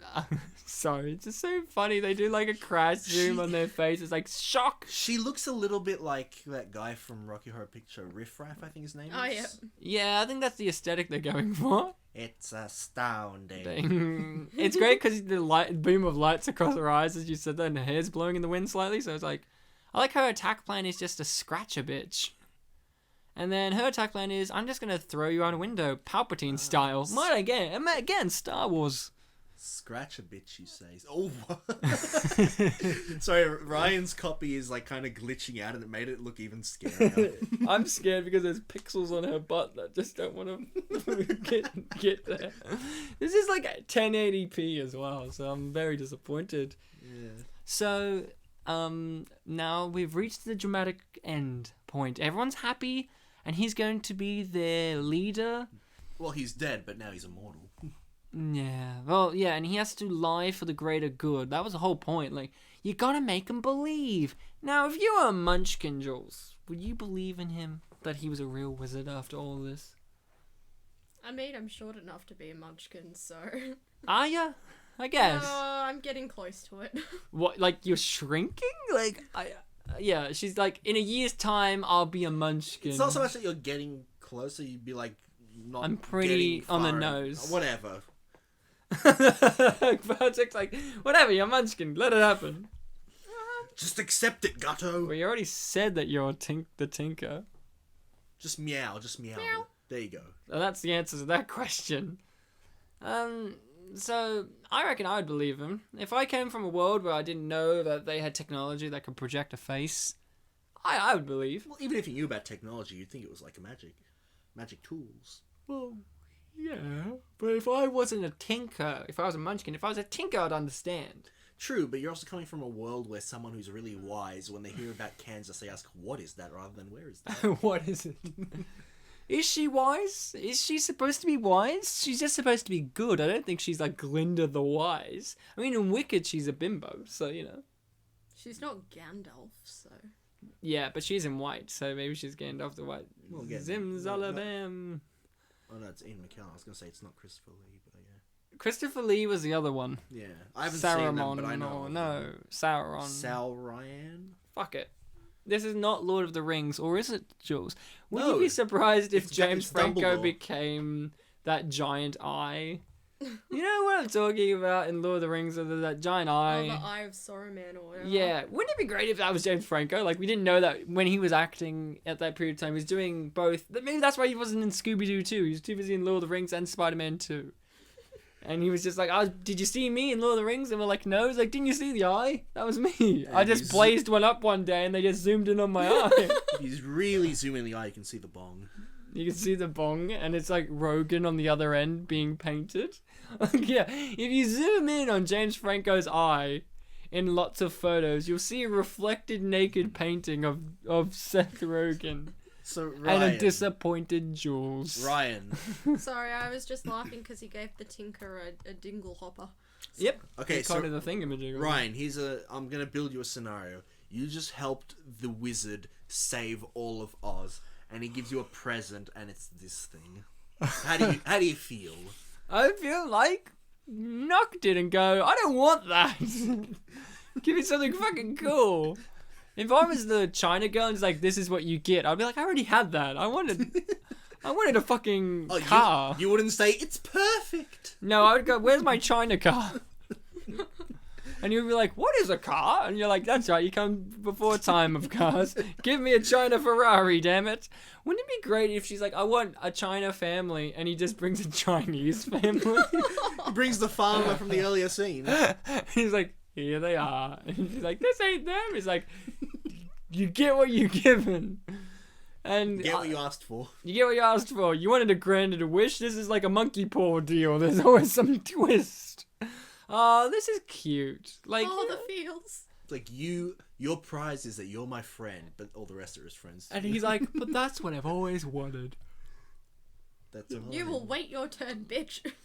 I like- He picks her up and then puts her down a little further away. No, because that's really far for her, though. She's little. Yeah, fair enough. That's true. And now, wouldn't it be great if he just said to her, this is yours, and she says, I don't want this, and he just, like, punches her in the face and, like, smashes her. It's like, oh no, I'm sorry. It wouldn't even be a punch, it'd just be a She like goes up to them. I hurt your finger, though. She takes Nook's presents. Like, I'll take that. She's like, I need a smile. It's like, hey, that's mine. And he, like, smacks her and breaks her. And he goes, oh, jeez, I didn't think. And then they try and glue it back together, and they don't have all the No, pieces, so Ja- she's technically, like, disabled? Yeah, disabled. No, James Franco says, shit, I ran out of glue. And they're like, wait, that wasn't a magic in a bottle? And then everyone hates him. And then he becomes, like, the worst. They, like, throw eggs at him on He the becomes street. the Wicked Wizard of the North. Oh my god, that would be a great movie for this universe, The Wicked Wizard of the North, and it's actually like the wizard is evil. Yeah, I'd watch that. They discovered my glue was glue. Oh no. Rattlesnakes. Dag nabbit. Sassafras. Razafrazin people. And in that movie would have the wizard played by none other than who would play Jeff Daniels. It has to be someone older, yeah. Jeff Daniels would play the wizard, and he would just be like, "Meh." Yeah, I'd watch that. I'd watch Jeff Daniels as the wizard. So this is the point in which they kiss. But you know what's even more important about this point, Jules? What? He gets to blow his fanfare. Woo! And that's what we really wanted. Who wants heteronormative relationships when you could have a little dwarf blowing a big trumpet and he's smiling? And that's the real reward he gets. Yeah, his real reward is he gets to blow something, yeah. He, like But James not Franco. James Franco. Like Aw, James Franco. damn. James Franco, he kind of cheated that. He was like, you can use this until you really smile. But now he's able to really smile. So he doesn't need it anymore after like 2 minutes. I thought it was gonna like the puff of smoke was gonna happen, And yeah, that's and what they I were thought gonna be too. making out, but instead it was just like light reflects behind them. But Ryan, remember, Oz is a trickster. He made you think that was going to happen, but it didn't happen. What He he's tricked making you. them think is that they're kissing, but he's really finger banging her. Besides, even if it did, they're not even looking at the right place. You know James Franco. I reckon he's one of those people that when he finger bangs you, he uses like 3 fingers and like the thumb for the butt. That's what I reckon he's all about. Okay, Ryan. I'll leave you to that thought. Look at him. Look at James Franco. Does he not look like a massive pervert to you? Like, he's Yes. into kinky ass shit. Like, if you were on a date with him, he would be like, okay, we're on a date, lovely. And then he would just, like, hand you a collar and a chain. And he'd be like, wear this. And you're like, what? And he's like, I'm James Franco. You don't know the deal? I try and make out with underage girls. You know that's true, right? I'd just be like, excuse me? Yeah, you know James Franco, he tried to hook up a sex meetup with like a 14-year-old girl. So, he's the real villain of... Maybe that's why. Maybe James Franco is the real villain of the behind the scenes. And even though we think he's the best. Now, this is the craziest part. I've been waiting to leave this till the end. Yes. I'm going to go to the reviews, and we're going to do our own review. But here's the interesting thing. In each review that I read through probably 10 pages on IMDb of reviews. And most of them said the witches were the best part and James Franco was the worst. Excuse me? That's odd. And I was just like, am I living in a topsy-turvy universe? Most of the times I do these reviews and I'm like, these are written from a different dimension. But now I feel like, am I in the different dimension where he's good? I don't know what's happening. That's odd. But we're in the same dimension as you, right, Jules? Yeah, definitely. I hope. Maybe we're alone. Lost in Oz. maybe- in Oz where James Franco sucks. Maybe the Oz, the Great and Powerful IMDb page is like the one thing that literally is from another dimension on the internet. That's a good idea. So, it's time for our reviews.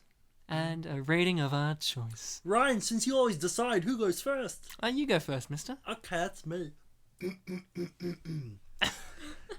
Prepare yourself. Yes. So, right now, we've just watched Oz the Great and Powerful starring James Franco, Mila Kunis, and others. And, you know what? Campbell. More so than in when I watched it in the cinema, and even more so than when I watched it last night, I can appreciate it a lot more. Because, you know, the discussions that I had after it in the cinema basically amounted to just our emotions. No body to the essay, it was just a conclusion. Yeah. And yesterday, you know, I had all these thoughts for myself, and I will talk about one that I had in a second. But here we Your got... thoughts. But here Oh, we got to thoughts. just I got the perspective of you guys talking about, you know, more about the whole franchise than I do because I haven't seen The Wizard of Oz because I was way decades not born when the movie came Yeah, out. you're just not cultured. Yeah. And you know, I grew up on Polish things more so than English language things, so you know, even my copies of The Lion King and Toy Story were Polish dubbed. Oh, so you didn't even get Jonathan Taylor Thomas and Matthew Broderick's voices. Not until way later, although I did have a DVD copy of Toy Story in English, so I had 2 choices, really. And you chose Paul. But go on. Yes. So, this movie, we talked about how James Franco is just a treat. He's really good. He is the best part, regardless of what we will hear soon from the IMDb reviewers. Although I'm sure they do say some good points. I tried to find positive ones Okay. for him in particular. Somebody nice. needed to be positive. So yeah, we've got this another kind of main character who is slimy, sort of like Matthew Broderick in I'll be home for I'll Christmas. Be Home for Christmas. You know, he wasn't, you know, all good. He had a bit of wickedness in him, like cheeky wickedness. But he learned. But he learned. And this one, more so than in that one where we thought a vulture was going to be, you know, his companion throughout the whole thing. This one, he did have companions, like your favourite characters, Finley and the China Girl and Glinda, I guess. She was sort of... Although you were right, Finley didn't have much of a role after she came in, so... Show stealer. And you know, I'm her in the quiz, so I guess that makes me the show stealer. Naughty Bartek. Since everyone's listening to me right now. Hello. So... Go on. So, yeah, we talked about how the witches aren't, you know, great characters, but although I do think there is one interesting thing about Endora, she has one line in this that I felt perhaps she's a time traveler as well as a dimension traveler. Yeah. One of her lines is something along the lines of, she's talking about James Franco, you're only gonna kill one man. Do you know of a certain figure in history who had his last words were something similar? No. Ladies and gentlemen, the killed last Jesus? words of Che Guevara were, shoot, fool. Not fool, but shoot, you are only killing a man. So Oh my maybe, God. maybe she, and by default her sisters, came from this rebellion leader in South America or wherever he was from, and there's just a lot more going on in the background that we just do not understand because it's not talked about. And again, like you said, she dies in the sequel. Yeah. We'll never know. God. We'll never know what her actual story was. Maybe Che Guevara is the Wizard of the North. Oh my God. Oh. Yeah. And he was too busy. Too busy both times. Look, it's so vague that I really don't know what else. So that to was your say. thought after that was your thought, was it? That was you a were gonna thought bring that up? I had that I didn't bring up in the episode, but I just Wow, wanted to bring it out. that was. I feel good. Sometimes when you go for a stretch and you just feel Oh, great, yeah. that's how I felt with that. Perfect. So that was Bartek. me reviewing for I am only rating a film. And let me just give my rating. This time, sometimes I listen to my heart and ask it what the rating is, or sometimes I just have a rating. This time I want to do my rating in a style where I just kind of list things in the film. Go on. You alright with that? Go for it. So my rating of this movie is Yellow Brick Road, Emerald City, Oz, out of Harry Houdini. That was a beautiful piece. Thank you. Jules, let's hear from you. You What's know your what? rating? I actually really appreciate that a bit more. I watched this again, with you guys, and having the discussions. I've picked up things, and Sorry, is this also your third time watching it? yes, Yes. and I don't know. It seems to get better and better as I keep on watching it, and like how I feel with James Franco in this film, it's just the gift that keeps on giving. Yeah. Compared to fucking Mila Kunis and the other one, stupid witches. But no, I'd say it's an enjoyable film. It really shows, I guess, the development of how you could be a real slippery, shady person, and after finding the right kind of people, and I guess enjoying the smaller things like friendship that eventually you can turn out to be a good person. It's just the redemption kind of story that's really great in this film.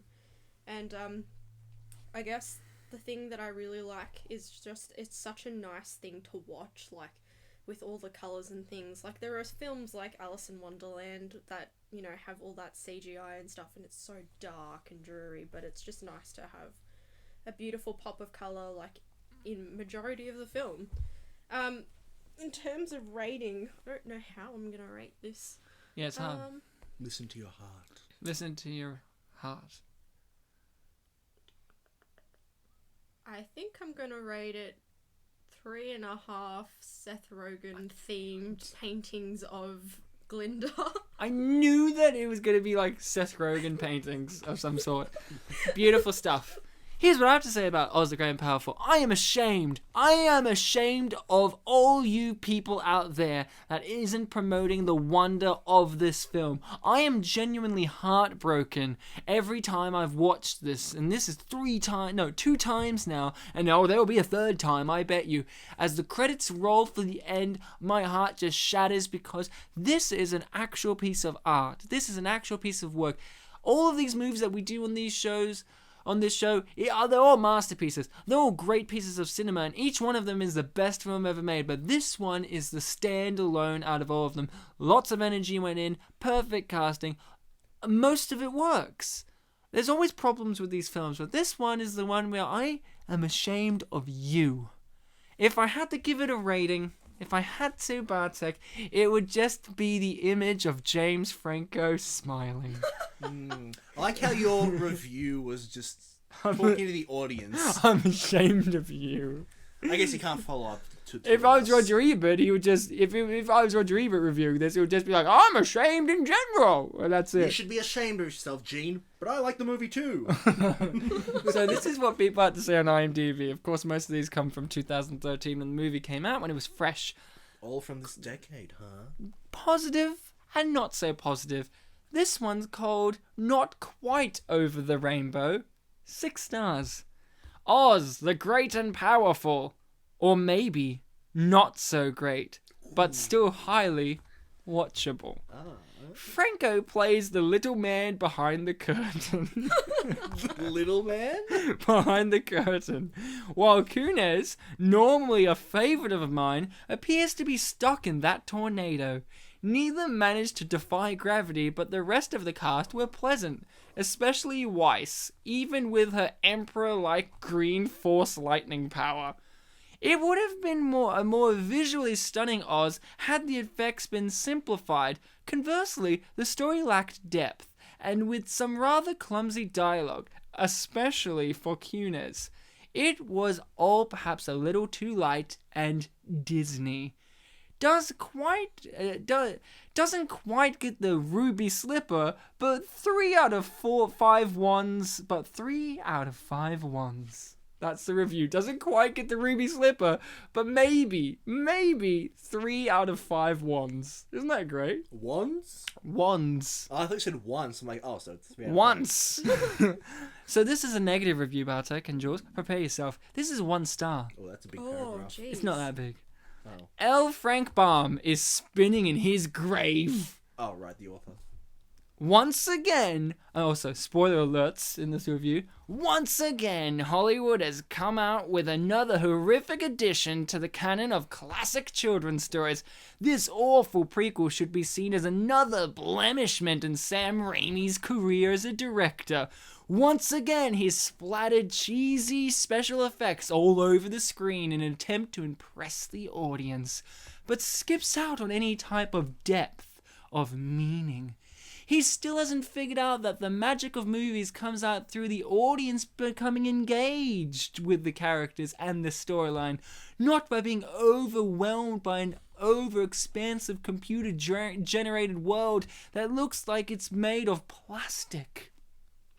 James Franco and Mila Kunis should also be embarrassed by their utter lack of acting in this film. A half hour into this tragedy... See, they said it too. And I was ready to leave the theater. All the characters in the film. The fact that everything in the film looks like it was put into a post-production world. I couldn't help but find it ironic that the screenwriters of Oz have the canvas magician be tempted by the gold-filled riches of the Emerald City, but find the strength to resist. After viewing the film, all one can think of is how much Roth and Raimi sold out the magical, fantastical world of Oz for evil riches that came from succouring the poor fans of the imaginative bomb with this over-bloated, horribly written, poorly acted travesty of a film. They are the ultimate Kansas hucksters. Perhaps they need to look for a little more goodness and a little less greatness. They felt very strongly, as did this person, with a 10-star review. Oh wow, Ooh. From one end to the other. More than powerful? Yes or no? The idea of shooting Oz, the Great and Powerful, can be awkward or unnecessary. Believe me, it was my first thought. The Wizard of Oz is... I thought you'd say, believe me, I'm the director. Believe me, I'm James Franco. Believe me, I am Oz himself. Yeah, so where was I? So, yes, The Wizard of Oz is the most amazing movie I have ever seen in my entire life. I have been falling in love with it since I was 6 years old. It has been 29 years of pure love. When the press published that a new movie about Oz would be shoot, I panicked. How dare they? The wizard is untouchable. After I calmed me down, I realized that I realized that could be interesting, even though I was really apprehensive about the result. I don't know why, but maybe it was because the old Oz movie crew was in my childhood memories. Movie released and I was at the cinema the day after. I did not have the idea that I was on the edge watching a wonderful film. Every single detail, including lines, scenery, and digital stuff, was actually perfectly put. The crew was incredible. My special congratulations to Michelle Williams. Her performance was fabulous. James Franco as Oz was brilliant. Rachel Weisz could not be more fantastic. Mila Kunis, famous by the former TV series That 70s Show, was growing up with the character. Sam Raimi, for me, is much more respectable as a director than before. He made a masterpiece here. This person said it. I hope Sam Raimi knows that. He made a masterpiece here. Hope he knows that. About the plot. The story is being told in a beautiful way, revealing how the characters were inside their soul, slowly and without loses the magic. I cannot forget how amazing was all the people of Oz. What can I say? If you still do not watch Oz, the Great and Powerful, get out of this chair and go now. You will not regret. I promise you. Now this review title sold me alone. Okay. Where's Hansel and Gretel when you need them? Okay. Okay, I get it. It's a 7-star review. It's a bit of a long one too, but it's worth it, guys. I admit, I hadn't really known much about this movie, such as what the story was about or who was playing who until recently, though I did not find out before going to see it, and, well, I think you'd better off going into this film knowing very little about it. I've seen numerous complaints about the spoiling of Theodora, Mila Kunis, turning out to be the Wicked Witch of the West, but in hindsight, the signs are all clearly there. Her big floppy hat, for one, which deserves its own credit. I love that. Where was its credit? Then there's her voice that you just know is going to turn into that classic evil witchy cackle, which she does plenty of. Lastly, her conversation with her sister Evanora, Rachel Weisz, who deserves all the praise she's getting, as she really does have fun in the role and is one of the standout performances, is about as subtle as a train wreck. Theodora insists she's not wicked, a word you'll hear plenty of throughout the film, and then promptly tosses a fireball, what ultimately turns her evil, thinking she was the one and only witch for Oz, James Franco, then believing she's but one of his one and onlys thanks to her sister's deceit. Yes, it's one of those origin stories. I'd actually originally thought Weisz would turn into the Wicked Witch, but when all I knew about the movie was who was starring in it, then once I read a bit about the info of the film, it became clear that this wasn't the case. Maybe the movie would have benefited from her being cast in the role. Kunis does a good witch cackle and certainly looks the part, all greened up, pointy hat and broom flying, but ultimately she doesn't really convey that much, well, wickedness. Probably the nicest / most subtle touch was her streaking tears burning her cheeks.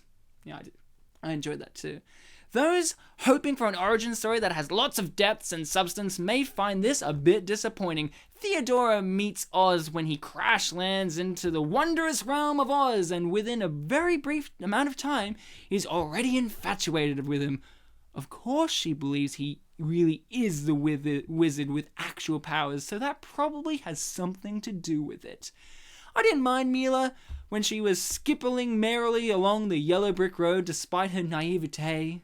But there just wasn't enough time spent developing a real solid attachment between her and Oz before she descends into a villain territory. Given the overlong runtime of the film, more of it should have been devoted to their relationship, I think. It's hard to believe Weisz wasn't Raimi / the studio's first choice for Evanora, as she plays her perfectly. She and Glinda Michelle Williams have quite the witch battle at the end. The real crime here is Evanora's punishment she suffers at the end, as robbing Rachel Weisz of her beauty is just not on. Wow, that's a passionate thought. I guess it does set her up to become a future pancake underneath Dorothy's house, though. Williams as Glinda is kind of... is kind of sweet and floats around in a bubble, though that's apparently just for show, and has a crown that never falls off. She can also take a hit or two and manage to bounce back after Evanora goes all Emperor on her ass, zapping her with green lightning, shooting her from fingertips. Williams' Glinda is fine, if not particularly interesting / memorable. Last we see of the two Wicked Witches does suggest that this may be a setup for sequels to come, or if not, then it serves as simply a prequel to the two already existing Oz films. Yeah. Well, why did that make you laugh? Is it just the idea that you do know that Wizard of Oz exists? Yeah, right? but then he points it out, so it's like, okay, fair enough. Yeah. So, starting the film in black and white and a vintage aspect ratio does help set the tone of the film. Plus, it creates that nostalgic feel of the classic original film. The visuals are quite stunning, but after a while, the novelty wears off. Visuals can't make up for a lackluster story, and sadly, despite the direction / look of the film and some good performances, Oz the Great and Powerful just doesn't quite live up to its title. In the end, it's good, but not great. A lot of them do that, by the way. Yeah, I will just say on the topic of the aspect ratio, both yesterday when I watched it and just now with you guys, both times I didn't notice the aspect ratio change. It was just like eventually I was like, oh, it changed at some point. It was really subtle. I noticed when the color came in. Yeah. It's like the screen farted. The color, yes, but the aspect ratio just went over my head for some reason. No, we got to end this on a high note, guys. No, 10 out of 10 stars. Amazing movie. Funny, inspiring, and fun. Ooh, fun and funny. I don't normally write reviews. Oh, okay. I Go can't on. tell. However, I feel compelled to write something about this movie. I have seen some negative publicity about this film and noticed that there was some low scores in the voting. I have to say respectfully to these people, you're being stupid. The movie was almost perfect for what it was intended to be, a family movie about a magical place. There were, in fairness, some mistakes made in the plot concerning the relationships between the main characters, but there were more creative differences I would have, if there was more creative differences, I would have and not made full-blown errors. Beyond that, the movie was brilliant and was in a most pleasant and surprising way funny, and I mean funny. The movie was a credit to the legend L. Frank Baum and the legend of the Wizard of Oz. I don't think this movie has any hope of the kind of success that the Wizard of Oz had, but it was far above and beyond the typical garbage being manufactured in Hollywood these days. I say, get the girlfriend, boyfriend, kids, mum, dad, or whoever, and go see it. You will have fun and have some laughs as well. Thank you for reading my review, and God bless. Yes! Great ending to that review. I knew that would get you. Bartek's been like, biblical times, woo! Throughout this whole episode. Oh, not even the Bible, just the thank you. Thank you for reading my review, and God bless. So, guys, we did it. Oz is the Great and Powerful has been covered. Is there anything we left out, guys? Anything you want to mention? Anything? I have cancer. I knew that he was a Cancer. Yeah! I really I'm just actually want to Gemini. say thank you for listening, and God bless. We're actually in the Cancer period, like. of the Wow, year. really? I didn't Yeah. know so many people were getting it this time of year. Yeah, my brother, whose Wow. birthday is today as we're recording, he's a Cancer. Wow, so young. So, nothing? That's it, guys? No big major questions I have such to as say- why is Franco in this movie and not showing his penis? I don't know. I don't know. We've discussed a lot in this episode. It's true. It's been an emotional roller coaster ride. So nothing to say, ladies and gent. No. Like, you're more than one lady, you're several ladies, and Bartek is the gent, and I'm nothing. I think me and our several ladies are good. Oh, well, that's great. I think I'm lonely. Aww. I just really kind of just want to leave it there. But no, you guys have been fantastic, wonderful, amazing listening people. And, you know, it's been a wonder. It's always a fun thing to do this show for you guys and for ourselves, and to kind of, you know, freshen our palate with movies. Because, you know, sometimes, I don't know about you guys, you get stuck watching the same kind of movie. Like, you get stuck in a safe zone where it's like, yeah, I'm going to see that Marvel movie. I know it's going to be good. Or, like, you have a comfort zone with movies sometimes, you know. Sometimes you need to explore out, like, some of these things, like Oz the Great and Powerful, and our last movie I'd never seen before. And if you told me, hey, Ryan, you should go watch this, I probably wouldn't have. Maybe got around to it later on. But doing this show helps broaden the palette, and I think you guys do need to investigate these movies to broaden your palette of movie taste. And also, broaden ours. Broaden ours, yeah. If you want us to talk about a movie, or is there a particular piece that you want us to talk about, like, message us. We have our Facebook page, which is Spin Polish Presents, where you can contact us because, hey, we might have missed this one. Who knows? Who knows? Maybe Bartek could have had that feeling of, it was good, and just never brought it up. Who knows? Who knows? But thank you guys. You've been wonderful, fantastic listening people. Until next time, be kind to each other. So long, farewell, auf Wiedersehen, Che Guevara.